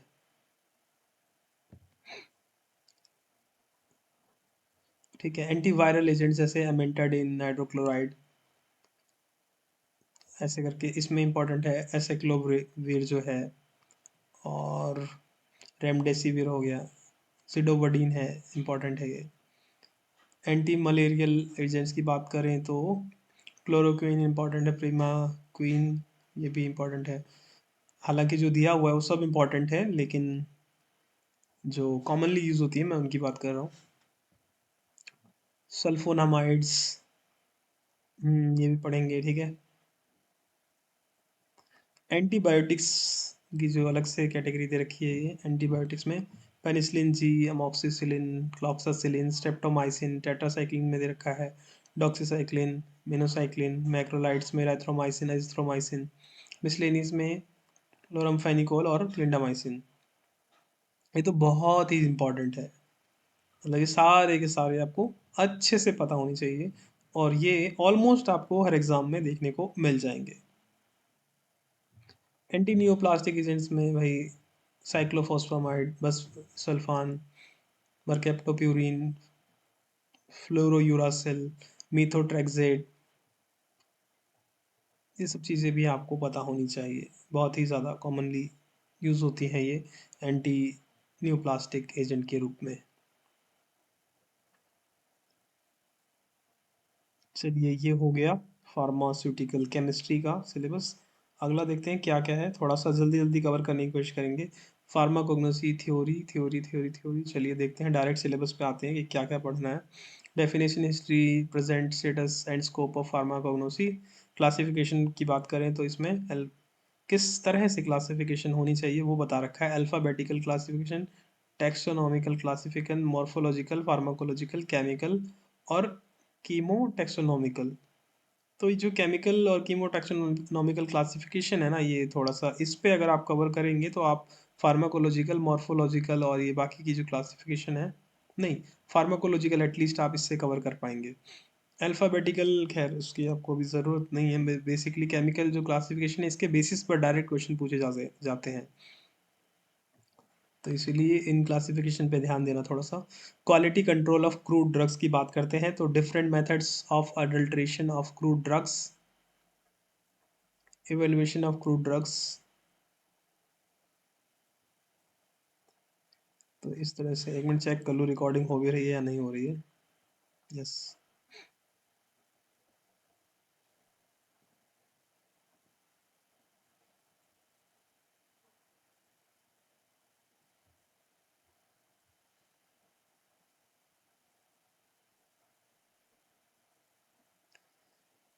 ठीक है। इसके अंदर brief outline of occurrence, distribution, isolation, identification, test, therapeutic activity and pharmaceutical applications of alkaloid, terpenoid, glycosides, volatile oils, tannins and resins, ये सब कवर करेंगे। Biological source, chemical constituents, and therapeutic efficacy of following categories of crude drugs. Laxative है इसमें, cardiotonic है, कार्बोनेटिव and GI regulators, astringent, drug acting on nervous system, antihypertensive, antitussive, anti-rheumatics, anti-tumor, anti-diabetic, diuretic, anti-dysenteric, and antiseptic and disinfectant, anti-malarials, oxytocic, vitamins, enzymes, pharmaceutical aids, miscellaneous। तो जितनी भी ये medicine है ना, जितनी भी मेडिसिन इसके अंदर दी हुई है, तो ये इन मेडिसिन की जो चीज़ें हैं, क्या क्या पढ़नी है, बायोलॉजिकल सोर्स पढ़ना है पहला, कि जैसे फॉर एग्जांपल कोई भी मेडिसिन यहाँ पे है दे रखी है, तो उसके बायोलॉजिकल सोर्स का मतलब नाम पता होना चाहिए। जैसे एग्जांपल के तौर पे यहाँ एलो दे रखा है, तो एलो बार्बाडेंस ऑफिस जो भी है, हम आगे देखेंगे। तो इस तरह से उसका बायोलॉजिकल सोर्स पता होना चाहिए, ठीक है। सोर्स में आप उसका नाम, उसकी फैमिली, ये पता होना चाहिए। इसके अलावा केमिकल कॉन्स्टिट्यूएंट्स जो रहेगा उसके अंदर, तो वो आपको कम से कम दो या तीन जो मेन है वो मालूम होने चाहिए। इसके अलावा क्या है, थेरेपेटिक एफिकेसी, किस चीज़ के लिए इस्तेमाल होती है वो चीज़। तो अब जैसे यहाँ पर अगर आप इस क्लासिफिकेशन को देखेंगे, तो यहाँ पे क्लियरली मेंशन है लैक्सेटिव, ठीक है। तो अगर आप ये जो क्लासिफिकेशन है, अगर ये भी आपको याद रहे तो आप कई सारे जो क्वेश्चंस हैं उनको ऐसे ही सॉल्व कर देंगे। जैसे कार्डियोटॉनिक का एग्जांपल है, तो डिजिटैलिस पे क्वेश्चन पूछा जाता है कि डिजिटैलिस जो है वो किस लिए इस्तेमाल की जाती है, क्या इसका यूज़ है। तो इसमें ऑप्शन दे देगा, या फिर cardio which of the following are cardiotonics, तो एग्जांपल फिर आपको ऑप्शन जो दिए रहेंगे वहाँ पे रहेगा, मान लीजिए कि डिजिटैलिस रहेगा, फिर कुछ और दे देगा, जिंजर दे देगा, क्लव दे देगा, माइरोबालन दे देगा। तो इस तरह से आपको पता होना चाहिए कि जो डिजिटैलिस है वो जो है वो कार्डियोटॉनिक है। और भी चीज़ें पढ़ेंगे, इनके कुछ प्रॉपर्टीज़ होती हैं तो उसके बारे में भी जानेंगे, तो ये चीज़ें पता होनी चाहिए आपको।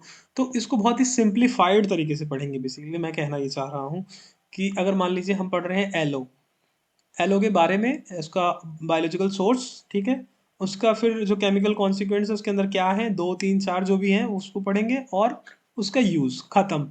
उसके अलावा कुछ नहीं, फटाफट फटाफट। फार्माकोग्नोसी जो है वो एकदम तूफान मेल की तरह हम कवर करेंगे, बिल्कुल ईजी। ठीक है।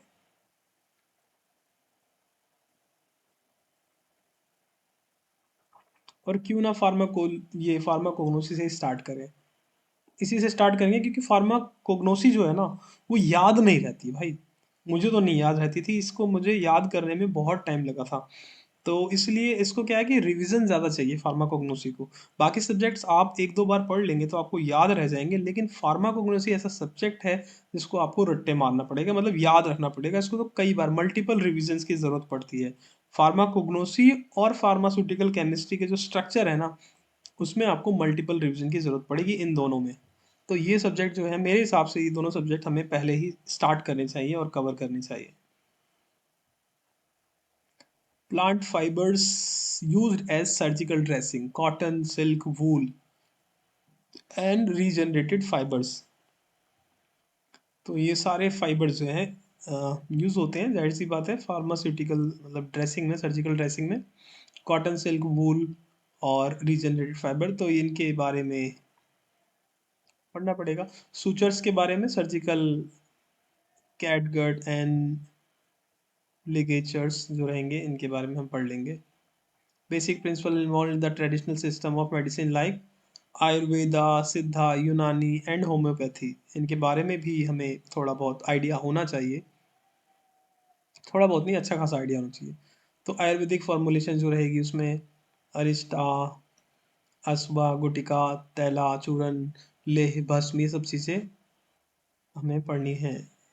Role of medicinal and aromatic plants in national economy and their export potential. ये, हाँ ये इम्पोर्टेंट है। मेडिसिनल प्लांट जो भी और एरोमेटिक प्लांट्स हैं इनकी national economy and their export potential क्या है इनका, तो ये थोड़ा सा इसको भी फोकस करेंगे। बहुत सारी चीज़ें जो दे रखी है ना इम्पोर्टेंट, हम करेंगे सब कवर। और कुछ कुछ चीज़ें हैं जिन पे से क्वेश्चंस तो आएंगे और वो सॉल्व करना थोड़ा मुश्किल रहेगा, तो उनको हम थोड़ा सा हाईलाइट करेंगे और फोकस करेंगे ताकि वो क्वेश्चन भी आप लोगों से बहुत ही इजीली सॉल्व हो जाए। Herbs as health food, brief introduction and therapeutic applications of nutraceuticals, antioxidant, probiotics, prebiotics, dietary fibers, omega 3 fatty acid, spirulina, carotenoids, soya and garlic। बहुत ही विस्तार से, बहुत ही उम्दा तरीके से इसको पढ़ेंगे। Introduction to herbal formulations, herbal formulations को पढ़ना है। हर्बल कॉस्मेटिक्स, देखिए जो फ्यूचर है उसमें लोग ना अवेयर होंगे धीरे धीरे करके। जो केमिकल कॉस्मेटिक्स हैं उनसे लोग दूर भागेंगे, और ये शुरू भी हो गया है ट्रेंड। हालांकि जो मतलब इमीडिएट इफेक्ट चाहते हैं तो वो केमिकल कॉस्मेटिक्स का इस्तेमाल टेम्परेली बेसिस पे कर सकते हैं, लेकिन रेगुलर बेसिस पे तो करना ठीक नहीं है। इस है ना जो, तो इसलिए हर्बल कॉस्मेटिक्स जो हैं उस पे हमें थोड़ा सा ज़्यादा फोकस करना चाहिए। और आने वाले टाइम में जो हर्बल कॉस्मेटिक्स हैं उनका स्कोप बहुत ही अच्छा रहने वाला है। अब हर्बल कॉस्मेटिक्स का स्कोप अच्छा होगा तो जाहिर सी बात है कि आपका स्कोप भी अच्छा होगा, फार्मेसी का, जाहिर सी बात है। सोर्सेस हम पढ़ेंगे, केमिकल कॉन्सिक्वेंट्स पढ़ेंगे, कमर्शियल प्रिपरेशंस पढ़ेंगे, therapeutic and cosmetic uses of aloe vera gel, almond oil, lavender oil, olive oil, rosemary oil और सैंडलवुड ऑयल। ये सब बहुत ही बढ़िया चीज़ें हैं, इनके बारे में जानेंगे, समझेंगे किस तरह से ये बनते हैं और किस तरह से इसका इस्तेमाल होता है, क्या क्या इनकी प्रॉपर्टीज़ होती हैं, सोर्सेज क्या हैं, केमिकल कॉन्सिक्वेंट्स क्या हैं, पूरा अच्छे से इसको निचोड़ करके इसका ऑयल निकालेंगे। Phytochemical investigations of drug.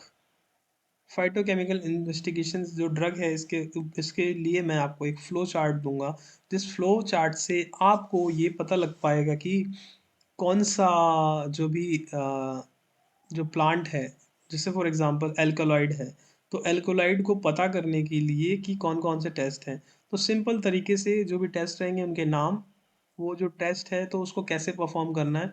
Test को परफॉर्म करने के लिए पाउडर ड्रग या फिर लिक्विड ड्रग ली जाएगी, उसके अंदर कोई एक इंग्रेडिएंट या फिर कोई एक केमिकल सब्सटेंस ऐड किया जाएगा, फिर उसके बाद उसका कोई रिजल्ट आएगा, यानी कि उसका कलर चेंज होगा, रिंग बनेगी या कुछ और उसके अंदर चेंजेस आएंगे। तो इस तरह से वो केमिकल टेस्ट जो है वो परफॉर्म हो जाएगा और आप पता लगा पाएंगे कि ये इसके अंदर ये पर्टिकुलर ड्रग है। तो ये फाइटोकेमिकल इन्वेस्टिगेशंस पे एक फ्लो चार्ट मिल जाएगा आपको। कोर्स आउटकम्स हो गए, प्रैक्टिकल्स हो गया, असाइनमेंट हो गया, फील्ड विजिट हो गया, ये सब चीज़ें हो गई। देखते हैं मतलब अब आ जाते हैं भाई ह्यूमन एनाटॉमी एंड फिजियोलॉजी में। एनाटॉमी मतलब स्ट्रक्चर, फिजियोलॉजी मतलब फंक्शन। मतलब जो भी आप स्ट्रक्चर पढ़ेंगे उसके फंक्शन के बारे में आपको पता होना चाहिए। तो स्ट्रक्चर पे क्वेश्चन आएंगे, लेकिन उससे ज़्यादा इंपॉर्टेंट है उसका फंक्शन। आप कोशिश करना फंक्शन पढ़ना, स्ट्रक्चर आपको अपने आप में समझ में आ जाएगा। Scope of anatomy and physiology, definition of various terminologies. पहला ही क्वेश्चन है scope, definition of various terminologies. जो टर्मिनोलॉजीज है वो आपको पता होनी चाहिए। तो जो स्ट्रक्चर है, ह्यूमन बॉडी का ही हमें पढ़ना है, एनिमल में मतलब कि हम एनिमल का नहीं पढ़ रहे हैं, ह्यूमन का ही पढ़ रहे हैं। तो है ह्यूमन एनाटॉमी एंड फिजियोलॉजी जो रहेगी उसके बारे में आपको डिटेल में इंफॉर्मेशन होनी चाहिए। Structure of cell component and its function. Cell, animal cells, cell के जो सेल ऑर्गेनल्स हैं, कंपोनेंट्स हैं, उनके फंक्शंस हैं, तो वे किस तरह से काम करती है, इसको बहुत ही अच्छे से हम कवर करेंगे, क्योंकि जो सेल है उसका बहुत ज़्यादा इम्पॉर्टेंट रोल है हमारी बॉडी में। तो ये आपको बहुत ही अच्छे से कवर करना पड़ेगा। सेल जो बेसिक यूनिट है, अगर आप इसको कवर कर लेंगे ना, तो बाकी जो आपका जो बॉडी का जो सिस्टम है ना, उसको आप बहुत ही अच्छे से समझ पाएंगे। और बहुत सारी जो चेंजेस होते हैं, बहुत सारे जो टॉपिक्स हैं वो समझ में नहीं आते हैं ना, वो सेल वाले टॉपिक को कवर करने के बाद समझ में आने लग जाएंगे। जैसे वो थोड़े से टफ वाले हैं, एडरेनर्जिक वाले सिस्टम, जो इस तरह के जो क्वेश्चंस हैं ना, तो वो इससे कवर करने के बाद वो समझ में आने लग जाएंगे। Tissue of human body, epithelial, connective, muscular, nervous tissue, और इसके इनके सब टाइप्स के बारे में और इनके कैरेक्टरिस्टिक्स के बारे में हम जानेंगे। Osseous system, structure functions of bones of axial and appendicular skeletal. ठीक है। Classification, types of movement of joints, disorders of joints. तो ये पूरा का पूरा सिस्टम जो है स्केलेटल सिस्टम, हम इसको पढ़ेंगे। Haemopoietic system,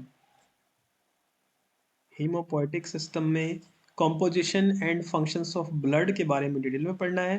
process of haemopoiesis, haemopoiesis मतलब ब्लड फॉर्मेशन किस तरह से हो रहा है, उसके बारे में जानेंगे पूरा डिटेल में।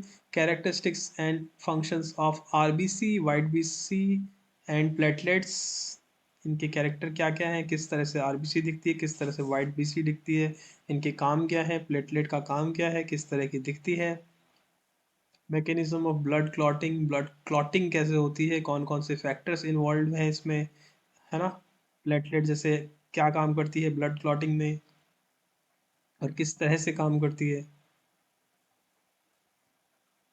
Important, importance of blood groups, blood group की क्या इंपॉर्टेंस है, डिटेल में जानेंगे। कौन कौन से सिस्टम है ब्लड ग्रुपिंग के, कौन कौन से कौन से यूनिवर्सल डोनर है, कौन सा यूनिवर्सल रिसीवर है, पूरी डिटेल में इंफॉर्मेशन हम कलेक्ट करेंगे। lymphatic system, lymph and lymphatic system composition, functions and its formation, structure and functions of spleen and lymph node, बहुत ही इंपॉर्टेंट फंक्शन ये जो है लिम्फेटिक सिस्टम है, इसको जनरली लोग नेग्लेक्ट कर देते हैं, अवॉइड कर देते हैं। इस पर मैं थोड़ा सा हाईलाइटेड तरीके से इस पर मैं बात करूँगा डिटेल्ड वीडियो में।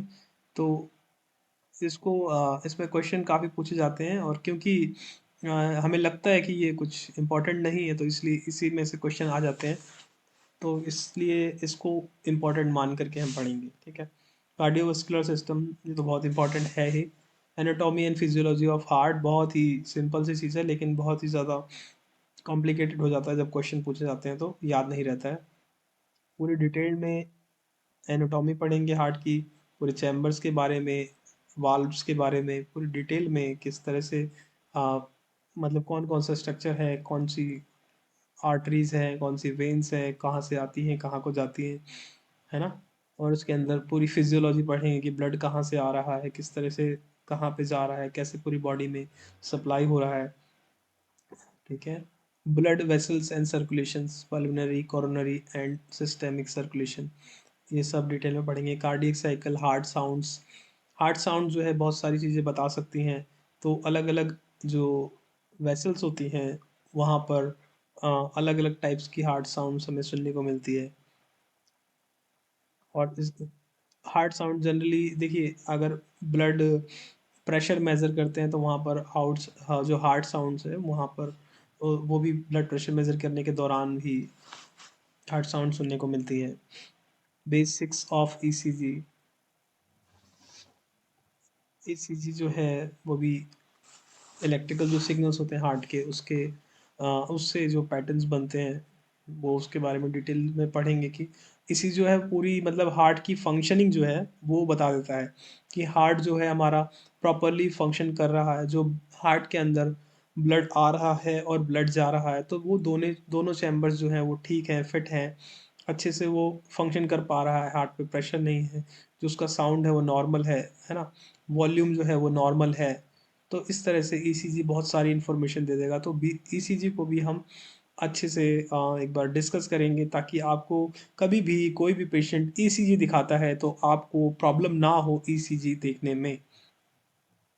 Blood pressure and it's regulation, blood pressure जो है उसका रेगुलेशन, किस तरह से रेगुलेशन होता है ब्लड प्रेशर का, तो इसके बारे में जानेंगे। Respiratory system, anatomy of respiratory system, respiratory organs and their functions, detail में पढ़ेंगे। Regulation and mechanism of respiration, respiratory volume and capacities, definitions. Digestive system पे आ जाते हैं। Anatomy and physiology of gastrointestinal tract, anatomy and function of accessory glands, physiology of digestion and absorption, skeletal muscle के बारे में क्या पढ़ना है, histology, physiology of muscle contraction, disorder of skeletal muscles. Nervous system, classification of nervous system, anatomy and physiology of cerebellum, midbrain, function of hypothalamus, medulla oblongata, and basal ganglia, spinal cord structure and reflexes, names and functions of cranial nerves, anatomy and physiology of sympathetic and parasympathetic nervous system, ANS, autonomic nervous system। Sense organs जो हैं, anatomy and physiology of eye, ear, skin, tongue, nose, एक दो तीन चार पाँच, तो हमारी जो फाइव सेंसेस हैं इनके बारे में हम अच्छे से जानेंगे, समझेंगे, और इनसे रिलेटेड क्वेश्चंस भी सॉल्व करेंगे। यूरिनरी सिस्टम, यूरिनरी सिस्टम जो है उसकी anatomy, physiology of urinary system, physiology of urine formation, renin angiotensin system, clearance test and maturation.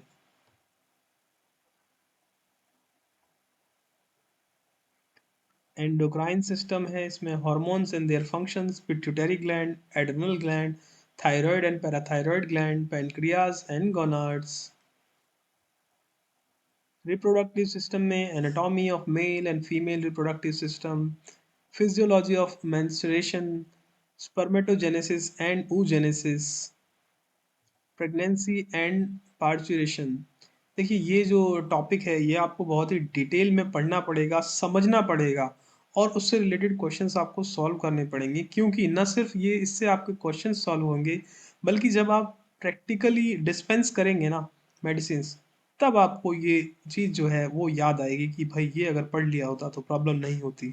क्योंकि जो भी मेडिसिन है ना, अगर आप डिस्पेंस करेंगे, आपको प्रॉपर नॉलेज नहीं होगी तो आप गलतियाँ करेंगे डिस्पेंस करने में। और पेशेंट काउंसलिंग जो है, या फिर आप पेशेंट को जब बताएंगे, तो आपको जब पता ही नहीं होगा तो आप कैसे बताएंगे।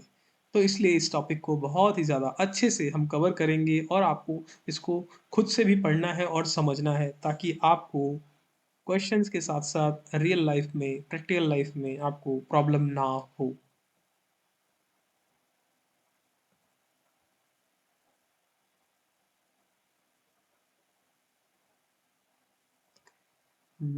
Social pharmacy theory.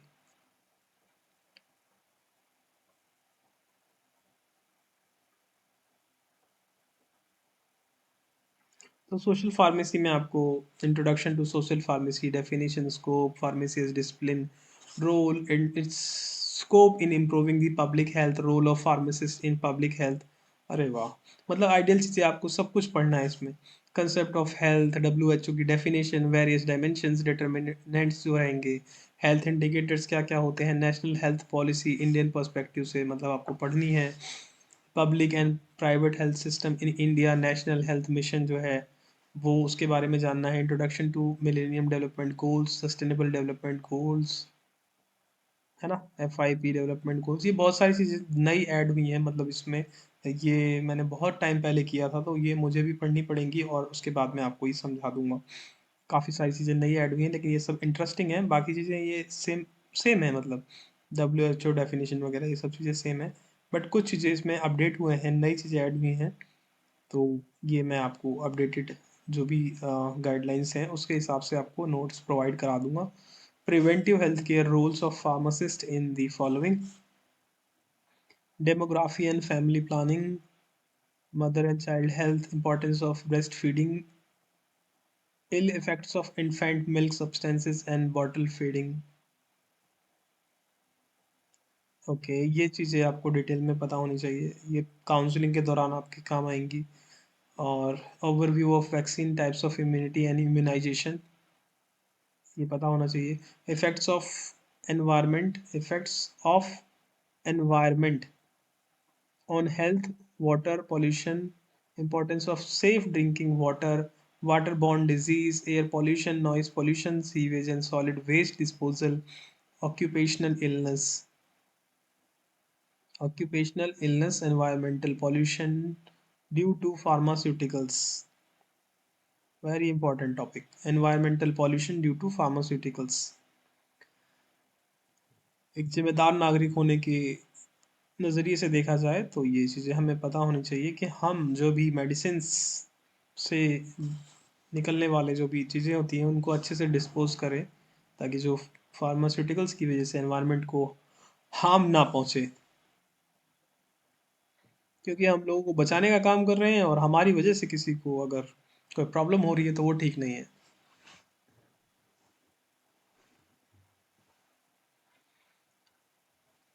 Psychosocial pharmacy, drugs of misuse and abuse, psychotropics, narcotics, alcohol, tobacco products, social impacts of these habits on social health and productivity and societal behaviors।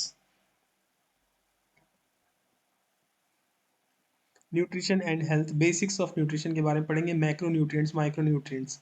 Macro nutrient कौन कौन से हैं फटाफट से बताइए कमेंट करके, और micro nutrients के बारे में भी बताइए, चलिए। तो मैक्रो न्यूट्रिएंट्स जो हैं वो प्रोटीन, कार्बोहाइड्रेट, फैट यानी लिपिड, ये हो गया हमारे मैक्रोन्यूट्रिएंट। और वाटर भी मैक्रोन्यूट्रिएंट में आ गया। और माइक्रोन्यूट्रिएंट्स में आपके वाइटामिन्स एंड मिनरल्स आ जाएंगे।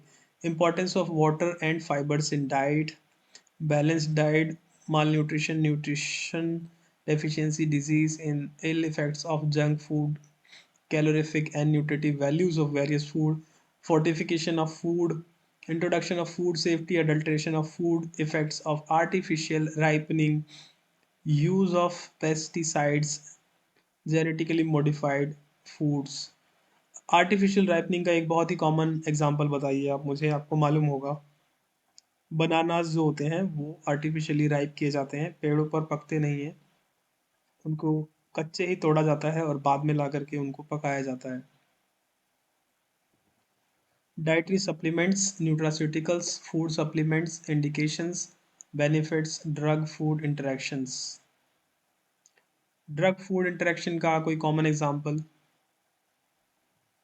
टेट्रासाइक्लिन्स मिल्क के साथ नहीं लेना चाहिए।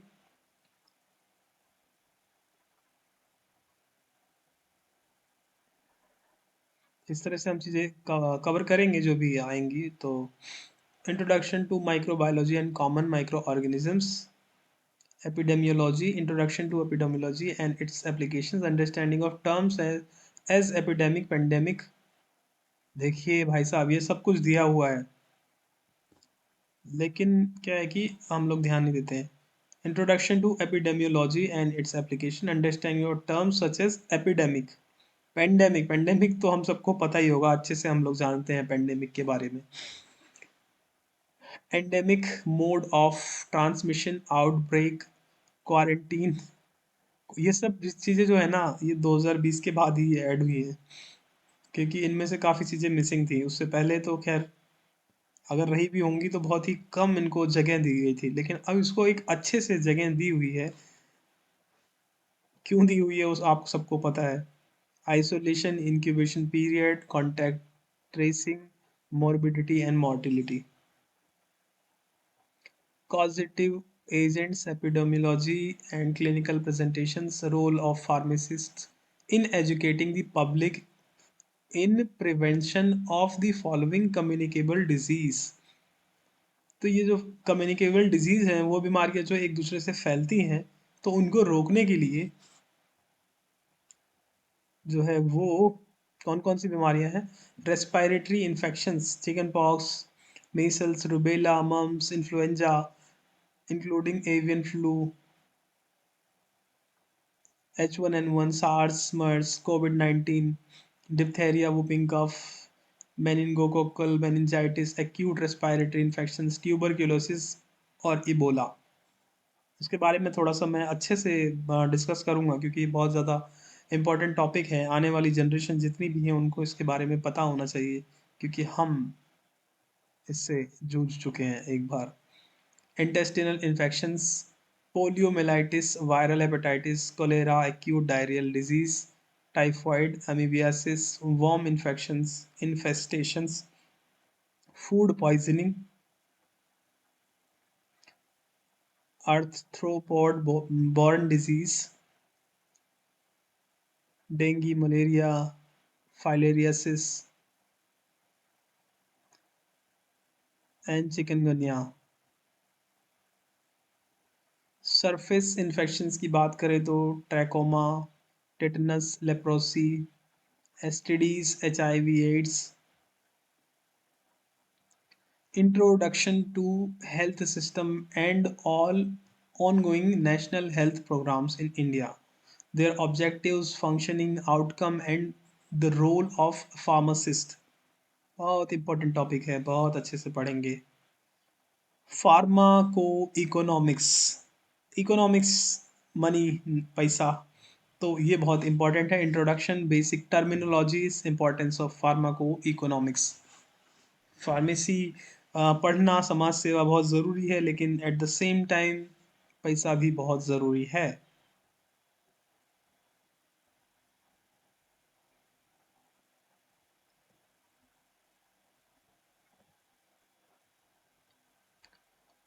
फील्ड विजिट, नेक्स्ट देखते हैं क्या है। हाँ, अब ये सेकेंड ईयर का सिलेबस आ गया। वो हमने फर्स्ट ईयर का सिलेबस कवर किया था, फटाफट से इसको भी कवर कर लेते हैं। हाँ जी, क्या है सब्जेक्ट? फार्माकोलॉजी। फार्माकोलॉजी ही पढ़ना है इसमें। आई थिंक टॉक्सिकोलॉजी हटा दिया है अब, पहले फार्माकोलॉजी एंड टॉक्सिकोलॉजी दोनों पढ़ना पड़ता था। कोई बात नहीं, टॉक्सिसिटी भी पढ़ लेंगे, या जो दिया है वो पढ़ेंगे, ठीक है। General pharmacology, introduction and scope of pharmacology, various routes of drug administration, advantages and disadvantages, drug absorption, definition, types, factors affecting drug absorption. bioavailability and the factors affecting bioavailability. Drug distribution definition, factor affecting drug distribution. Biotransformation of drugs definition, types of biotransformation, reactions, factors influencing drug metabolism, excretion of drug definition, routes of drug excretion, general mechanism of drug action and factors of modifying drug action. इसमें pharmacology में question पूछा जाता है कि what is pharmacology. ADME, absorption, distribution, metabolism और excretion, खत्म। लेकिन नहीं, सिर्फ इतना नहीं, डिटेल में आपको पता होना चाहिए। नेक्स्ट क्या है, drug acting on peripheral nervous system, steps involve in neurohumoral transmission, definition, classification, pharmacological action, dose, indication and contraindication of cholinergic drugs. बहुत से बच्चे छोड़ देते हैं इन टॉपिक्स को। ये जो पूरी यूनिट है ना, ये सर दर्द बना रहता है। हमारे टाइम पे तो था, शायद आपके टाइम पे हो या ना हो, मैं कह नहीं सकता, लेकिन इसको हम अच्छे से करने की कोशिश करेंगे। Cholinergic drugs, anti cholinergic drugs, adrenergic drugs, anti adrenergic drugs, neuromuscular blocking agents, drugs used in myasthenia gravis, local anaesthetics agents, local anaesthetic agent हो गया, non steroidal anti inflammatory drugs. जो ये कोलिनर्जिक, एंटी कोलिनर्जिक, एड्रेनर्जिक और anti adrenergic, ABCDE, नहीं ABCD चार ही जो है ना, और पांचवा न्यूरोमस्कुलर ब्लॉकिंग एजेंट। ये तो भाई सर के ऊपर से निकल जाती हैं चीज़ें, तो इसको थोड़ा सा अच्छे से समझेंगे, करेंगे, और प्रैक्टिकल कुछ एग्जांपल्स मैं आपको बताऊंगा ताकि जो समझना है ना इजी हो जाए। Drugs acting on the eye, आंखों के लिए इस्तेमाल की जाने वाली दवाएं। Definition, classification, pharmacological action, dose, indication and contra indications of miotics, mydriatics, drugs used in glaucoma.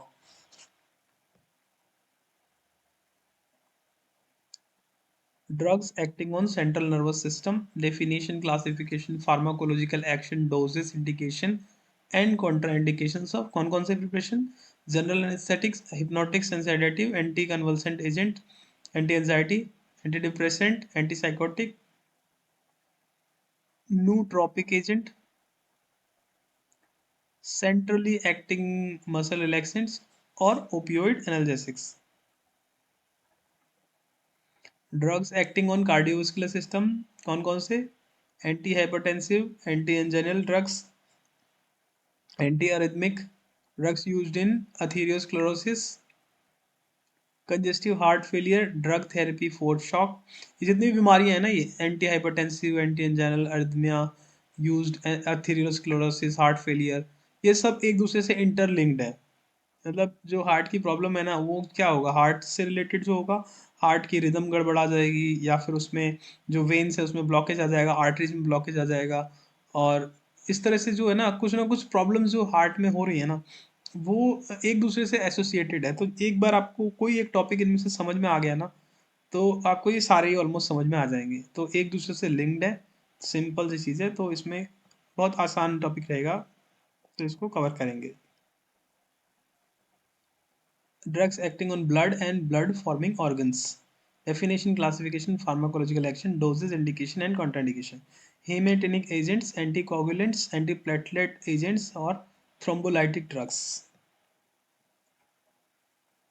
Important है ये भी, क्योंकि बहुत ज़्यादा मार्केट में प्रिपरेशंस इनकी मिलती हैं, तो उनके बारे में आपको पता होना चाहिए। तो एंटीकोगुलेंट हो गए जैसे, या फिर एंटीप्लेटलेट एजेंट्स हो गए कहीं पे, और जो थ्रोम्बोलाइटिक ड्रग्स हैं, कहीं पे अगर क्लॉट बन रहा है तो वहाँ पर मतलब इस तरह की मेडिसिन आती हैं।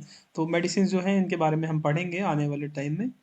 Definition, classification, pharmacological action, dosages, indication and contraindication of bronchodilator, expectorants, antitussive agents, mucolytic agents.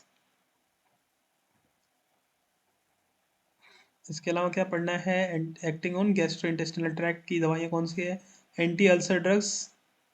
देखिए भाई, कोई भी मेडिसिन जो है ना, चाहे वो एलोपैथिक हो चाहे आयुर्वेदिक हो, वो जाती है, अगर ओरल मेडिसिन है तो वो गैस्ट्रोइंटेस्टिनल ट्रैक्ट को ही फॉलो करेगी, मतलब वहीं पे जाएगी, ओरली दी जाएगी तो जीआई को जाके फिर इरिटेट करती है। तो अल्सर जो है ना एक बहुत ही कॉमन प्रॉब्लम है मेडिसिन के साथ, जो भी मेडिसिन दी जाएंगी, स्पेशली अगर पेन किलर्स ली जा रही हैं, non steroidal anti inflammatory drugs, तो अल्सर वहाँ पे बहुत ही ज़्यादा कॉमनली होगा। तो जो एंटी अल्सर ड्रग का जो टॉपिक है ना, इस टॉपिक को आप सिर्फ एग्ज़ाम पर्पस के लिए नहीं, बल्कि लाइफ में जितनी भी आप मतलब प्रैक्टिस करेंगे, आप डिस्पेंसिंग करेंगे, या फिर आपका जो कैरियर आगे बढ़ेगा, तो वहाँ पर ये आपको बहुत ज़्यादा हेल्पफुल होने वाली है एंटी अल्सर ड्रग्स। तो इसको तो बढ़िया से कवर कर लेना आप, है ना, बढ़िया से पढ़ लेना अच्छे तरीके से। इसके अलावा antiemetic, laxative, purgative, anti diarrhoeal बहुत ही कॉमन प्रॉब्लम है, ये तो आपको याद हो जाएंगी। Drugs acting on kidney, diuretics और anti diuretics. Next please, hormones and hormone antagonists. Hormones, thyroid, anti thyroid, parathormone, calcitonin, vitamin D, insulin, oral hypoglycaemic agents, oestrogen, progesterone, oxytocin, और क्या, कॉर्टिकोस्टेरॉइड्स। ठीक है, तो ये सब कवर करेंगे। ऑटोकॉइड्स, physiological role of histamine, 5-HT and prostaglandins, classification, clinical uses and adverse effects of antihistamines and 5-HT antagonists. Chemotherapeutic agent introduction, basic principle, chemotherapy of infection, infestations and neoplastic disease, classification, dose, indication and contraindications of drug belonging to following classes. क्या, penicillin, cephalosporin, aminoglycosides, fluoroquinolones. Example बताओ फटाफट। Macrolides, tetracycline, sulphonamides, anti tubercular drugs, anti fungal drug, anti viral drug, anti amoebic agent, anthelmintics, anti malarial agents, anti neoplastic agents. Biologicals, definition, type and indicators, indications of biological agents with example। ये हो गया pharmacology cover, मतलब syllabus देख लिया हमने कि क्या क्या हमें पढ़ना है। Community pharmacy and management.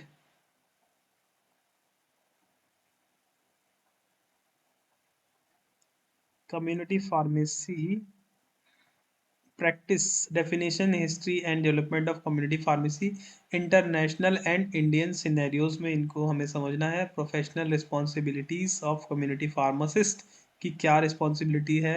Introduction to concept of good pharmacy practice and SOP, जो भी स्टैंडर्ड ऑपरेटिंग प्रोसीजर्स हैं और जो गुड फार्मेसी प्रैक्टिस है, इसके बारे में आपको पता होना चाहिए।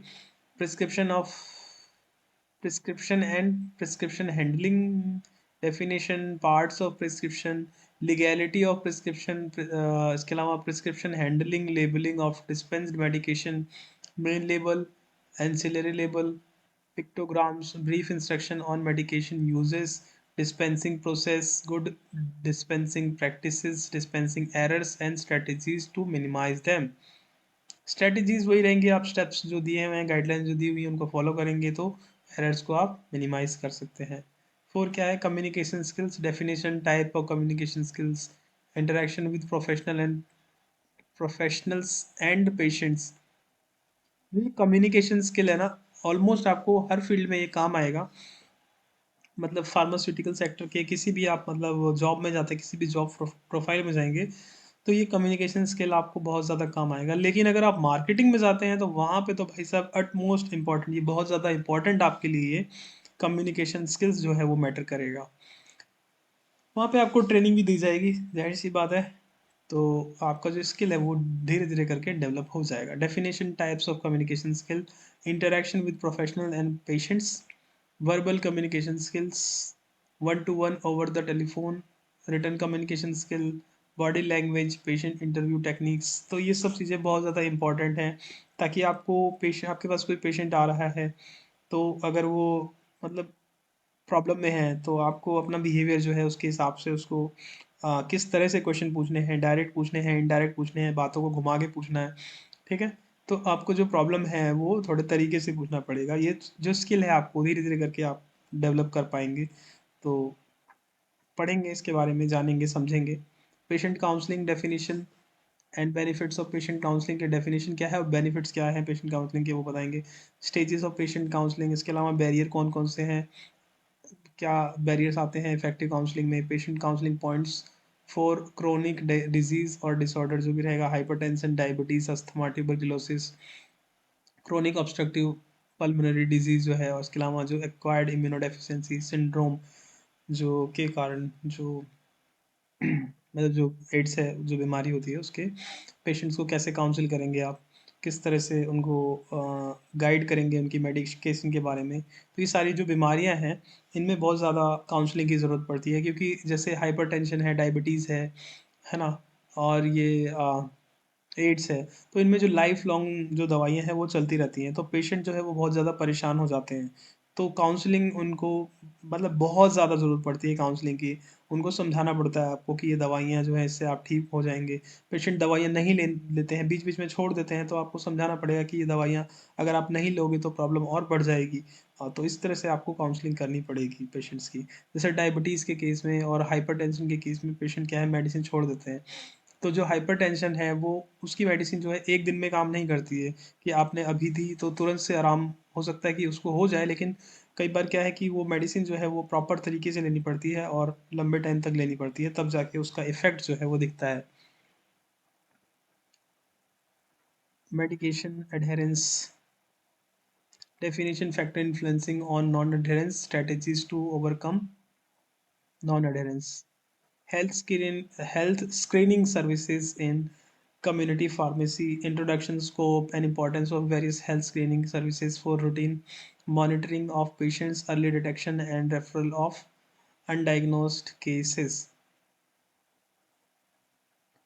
over the counter medications, definition, needs and role of pharmacist in OTC medication dispensing।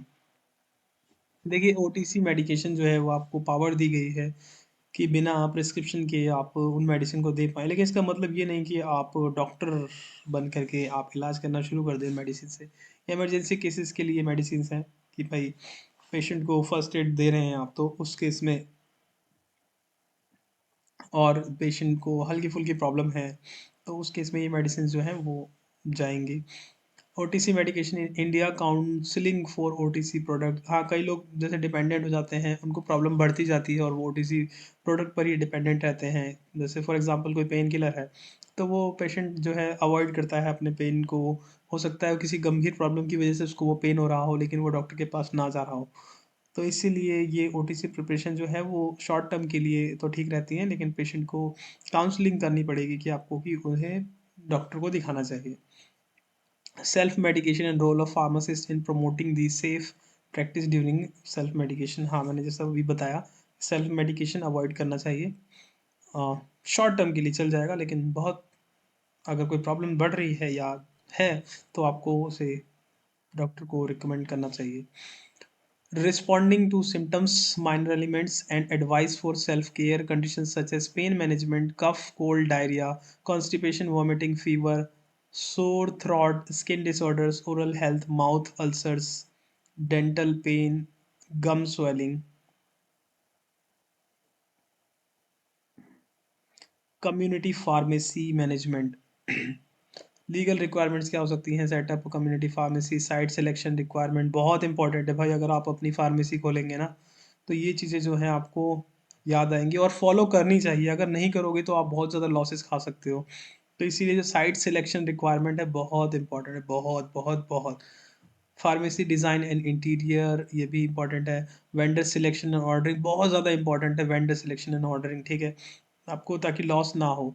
और procurement, inventory control method and inventory management, financial planning and management, accountancy in community pharmacy, day book, cash book, introduction to pharmacy operation software, usefulness and availability, customer relation management, CRM, उसके अलावा audits in pharmacies, standard operating procedures जो है pharmacy management में क्या क्या रहेंगे उसके बारे में जानेंगे। Introduction to digital health, mental health and outline, sorry, online pharmacy, ठीक है। ऑनलाइन फार्मेसीज तो आजकल बहुत आ गई हैं, कुछ एग्जांपल आप मुझे बताइए कमेंट करके कि कौन कौन सी ऑनलाइन फार्मेसीज हैं जो काम कर रही हैं।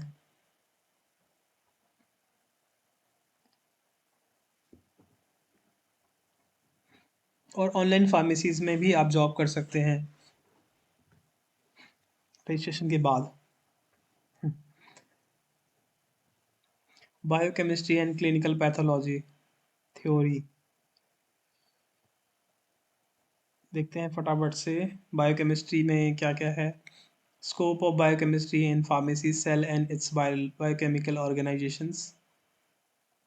कार्बोहाइड्रेट के बारे में पढ़ना है। Definition, classification, example, chemical properties. Monosaccharide, structure of glucose, fructose and galactose. Disaccharide, structure of maltose, lactose and sucrose. Polysaccharides, chemical nature of starch and glycogen. Qualitative test and biological role of carbohydrate. Proteins में भी same वही definition, classification, protein based on the composition and solubility with example. Definition, classification of amino acid based on chemical nature and nutritional requirements with example. Structure of protein, four level of organizations of protein structure। चार जो structures होते हैं ना, primary, secondary, tertiary, quaternary, तो वो पूरे structure और भी वो प्रोटीन के बारे में डिटेल में पढ़ लेंगे, कोई बात नहीं। Qualitative test and biological role of protein and amino acids के बारे में जो टेस्ट रहेंगे वो। और बायोलॉजिकल रोल क्या है वो। Disease related to malnutrition of protein. Disease बताइए फटाफट जो बहुत कॉमन है प्रोटीन डेफिशिएंसी बच्चों में। Lipids, definition, classification with example, structure and properties, triglycerides, oils and fats, fatty acids, classification based on chemical and nutritional requirements with example, structure and functions of cholesterol in the body, lipoprotein types, composition, functions in the body, qualitative test and functions of lipids. Nucleic acid definition, purine, pyrimidine bases, components of nucleosides and nucleotides with example, structure of DNA, Watson and Crick's model, RNA and their functions। Nucleic acid पढ़ेंगे।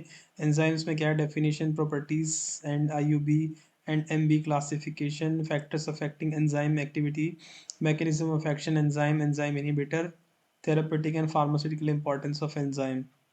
Enzymatic preparation भी आपको मिल जाएंगी बहुत सारे enzymes के नाम पे। Common example है रिस्टोजाइम। और भी एग्जांपल आप मुझे बताइए कौन कौन से हैं जो आपको पता है। vitamins definition and classification with example, source, chemical nature, function, coenzyme, form, recommended dietary requirement, deficiency, disease of fat and water soluble vitamins। metabolism, study of cycle pathway without chemical structure।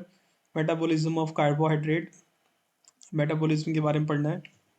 Metabolism क्या होता है पहले आप ये बताइए। Anabolism plus catabolism is metabolism, वो पढ़ेंगे detail में आगे। Glycolysis, TCA cycle and glycogen metabolism, regulation of blood glucose level, disease and related abnormal metabolism of carbohydrate. Metabolism of lipids, lipolysis, beta oxidation of fatty acids, palmitic acid, ketogenesis and ketolysis, disease related to abnormal metabolism of lipids such as keto acids, fatty liver, hypercholesterolemia, cholesterol बढ़ जाता है इसमें। Metabolism of amino acid protein, general reactions of amino acids and its significance, transamination, deamination, urea cycle, and decarboxylation। Disease related to abnormal metabolism of amino acid, disorders of ammonia metabolism, phenylketonuria, L-capto, L-captonuria, L-captonuria या L-captonuria, and jaundice। बहुत complicated ये problem है ना, जब भी कोई अगर disease हो जाती है तो जॉन्डिस और ये एल्केप्टोयूरिया, फेनाइलकीटोयूरिया, ये प्रॉब्लम जो है ना बहुत प्रॉब्लम क्रिएट करती है। Biological oxidation, electron transport chain and oxidative phosphorylation. Electron transport chain and oxidative phosphorylation. Phosphorylation ये आपको पढ़ना पड़ेगा। इलेक्ट्रॉन ट्रांसपोर्ट चेन बताइए कहाँ पे और होती है। सेल के कौन से ऑर्गेनल में इलेक्ट्रॉन ट्रांसपोर्ट चेन जो है वो होती है। एग्जाम्पल, मतलब इसका आंसर बताइए, मुझे हिंट देता हूँ। That organelle is also called as power house of cell. Minerals, types, functions, deficiency, disease, recommendation, recommended dietary requirement. Water and electrolyte distribution, function of water in the body, water turnover and balance, electrolyte composition of body fluids, dietary intake of electrolyte and electrolyte balance, dehydration, causes of dehydration and oral dehydration therapy.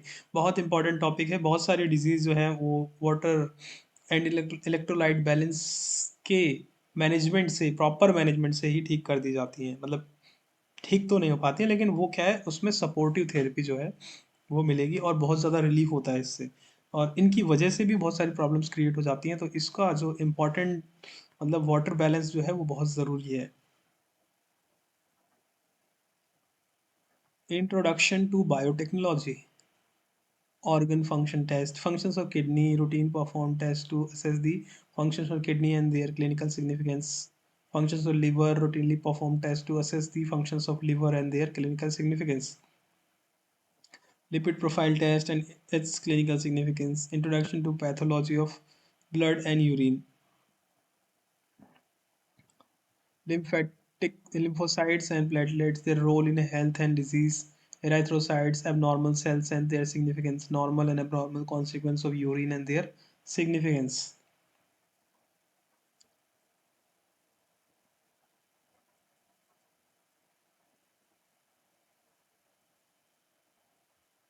Next कौन सा subject है, pharmaco therapeutics.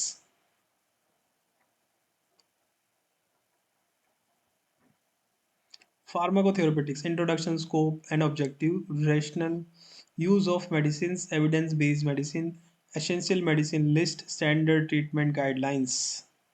Definition, etiopathogenesis, clinical manifestation, non-pharmacological and pharmacological management of the disease associated with cardiovascular system, hypertension, angina and myocardial infarction, hyperlipidemia, congestive heart failure। वही चीज़ें repeat हो रही हैं, बस थोड़ा सा इसका एस्पेक्ट्स बदल जाएगा, सारी चीज़ें वही हैं। थोड़ा सा एस्पेक्ट जो है वो बस बदल जाएगा। अब जनरल चीज़ें इसके अंदर आपको पढ़नी है, तो बस ये इजी रहेगा, आपको बस एक ओवरव्यू रहेगा। Respiratory system, asthma, COPD, endocrine system, diabetes, thyroid disorders, hypo and hyperthyroidism. Central nervous system में epilepsy, Parkinson's disease, Alzheimer's disease, stroke, migraine. इसके अलावा गैस्ट्रो इंटेस्टिनल डिसऑर्डर्स में GERD, gastroesophageal reflux disease, peptic ulcer disease, alcoholic liver disease, inflammatory bowel disease या फिर Crohn's disease and ulcerative colitis.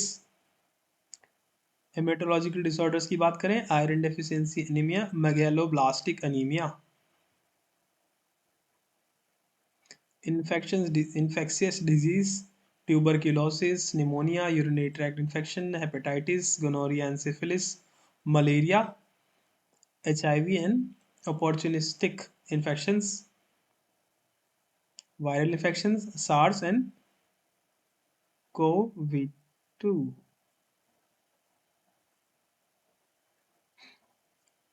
Musculoskeletal disorders, rheumatoid arthritis, osteoarthritis।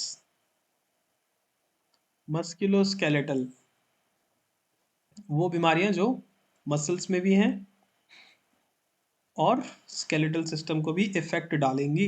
तो जैसे rheumatoid arthritis है, एक ये ऐसी कंडीशंस होती है जिसमें पेशेंट्स बहुत ज़्यादा परेशान हो जाते हैं, वो अपने हाथों से कोई भी चीज़ उठा नहीं पाते, मतलब पूरे शरीर में ये प्रॉब्लम रहती है।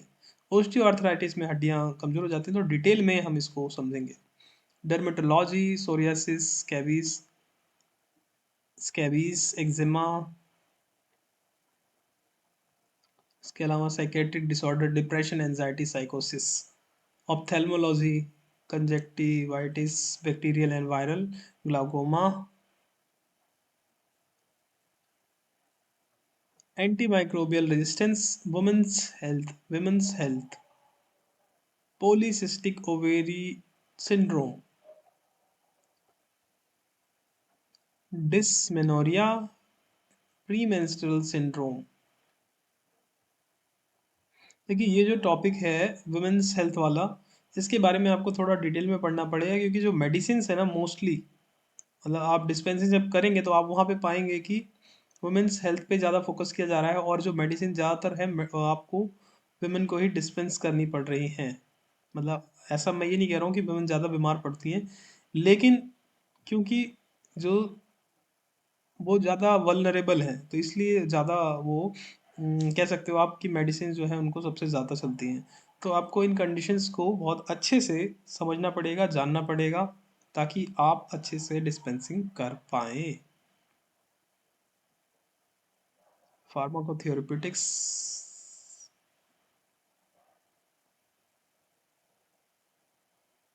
And here the end of the syllabus. सब कुछ खत्म, मतलब सब कुछ का मतलब सारे सिलेबस जो सारा टॉपिक जो है हमने देख लिया है। प्रैक्टिकल में आपको ये सब चीज़ें दे रखी है, सेम वही चीज़ें रिपीट है। तो आज के लिए इतना ही, फिर मिलते हैं एक नए वीडियो में नए टॉपिक के साथ। नया टॉपिक नहीं, मतलब यही सिलेबस जो है हम कवर करेंगे। तो स्टार्ट करेंगे कोई एक सब्जेक्ट, हालांकि एक एक करके हम इसको कवर करेंगे। कमेंट करके मुझे बताइए कि पहले आप कौन सा सब्जेक्ट करना चाहते हैं, तो उसके हिसाब से मैं उस सब्जेक्ट को आपको स्टार्ट कर दूंगा वीडियो। तो कोशिश करेंगे कि एक सब्जेक्ट को कवर करें, लेकिन अगर मुझे लगा कि ज़रूरत है कि दो सब्जेक्ट को या तीन सब्जेक्ट को एक साथ लेके चलना है तो हम उनको भी कवर कर सकते हैं, या फिर थोड़े थोड़े सारे सब्जेक्ट लेके चलने हैं तो उनको भी कर सकते हैं। देखते हैं कि जैसा सिलेबस है, जैसी डिमांड है, उसके हिसाब से स्ट्रेटेजीज आपको मिल जाएंगी, प्लानिंग आपको मिल जाएगी। और टाइम बहुत कम है, रिवीजन करनी है ज़्यादा, क्वेश्चंस आपको ज़्यादा से ज़्यादा प्रैक्टिस करने हैं। लेकिन क्या होता है कि फार्मेसी के जो एग्ज़ाम होते हैं ना, उसमें आप क्वेश्चन से ज़्यादा ना, जो ये पढ़ाई है, ये आपको ज़रूरी है, क्योंकि क्वेश्चन आप इजीली सॉल्व कर पाएंगे अगर आपको नॉलेज होगी। अगर नॉलेज नहीं होगी तो क्वेश्चन भी नहीं सॉल्व होगा, सिंपल सी बात है। तो मिलते हैं फिर एक नए वीडियो में। आज के लिए इतना ही, बाय बाय, टेक केयर, जय हिंद।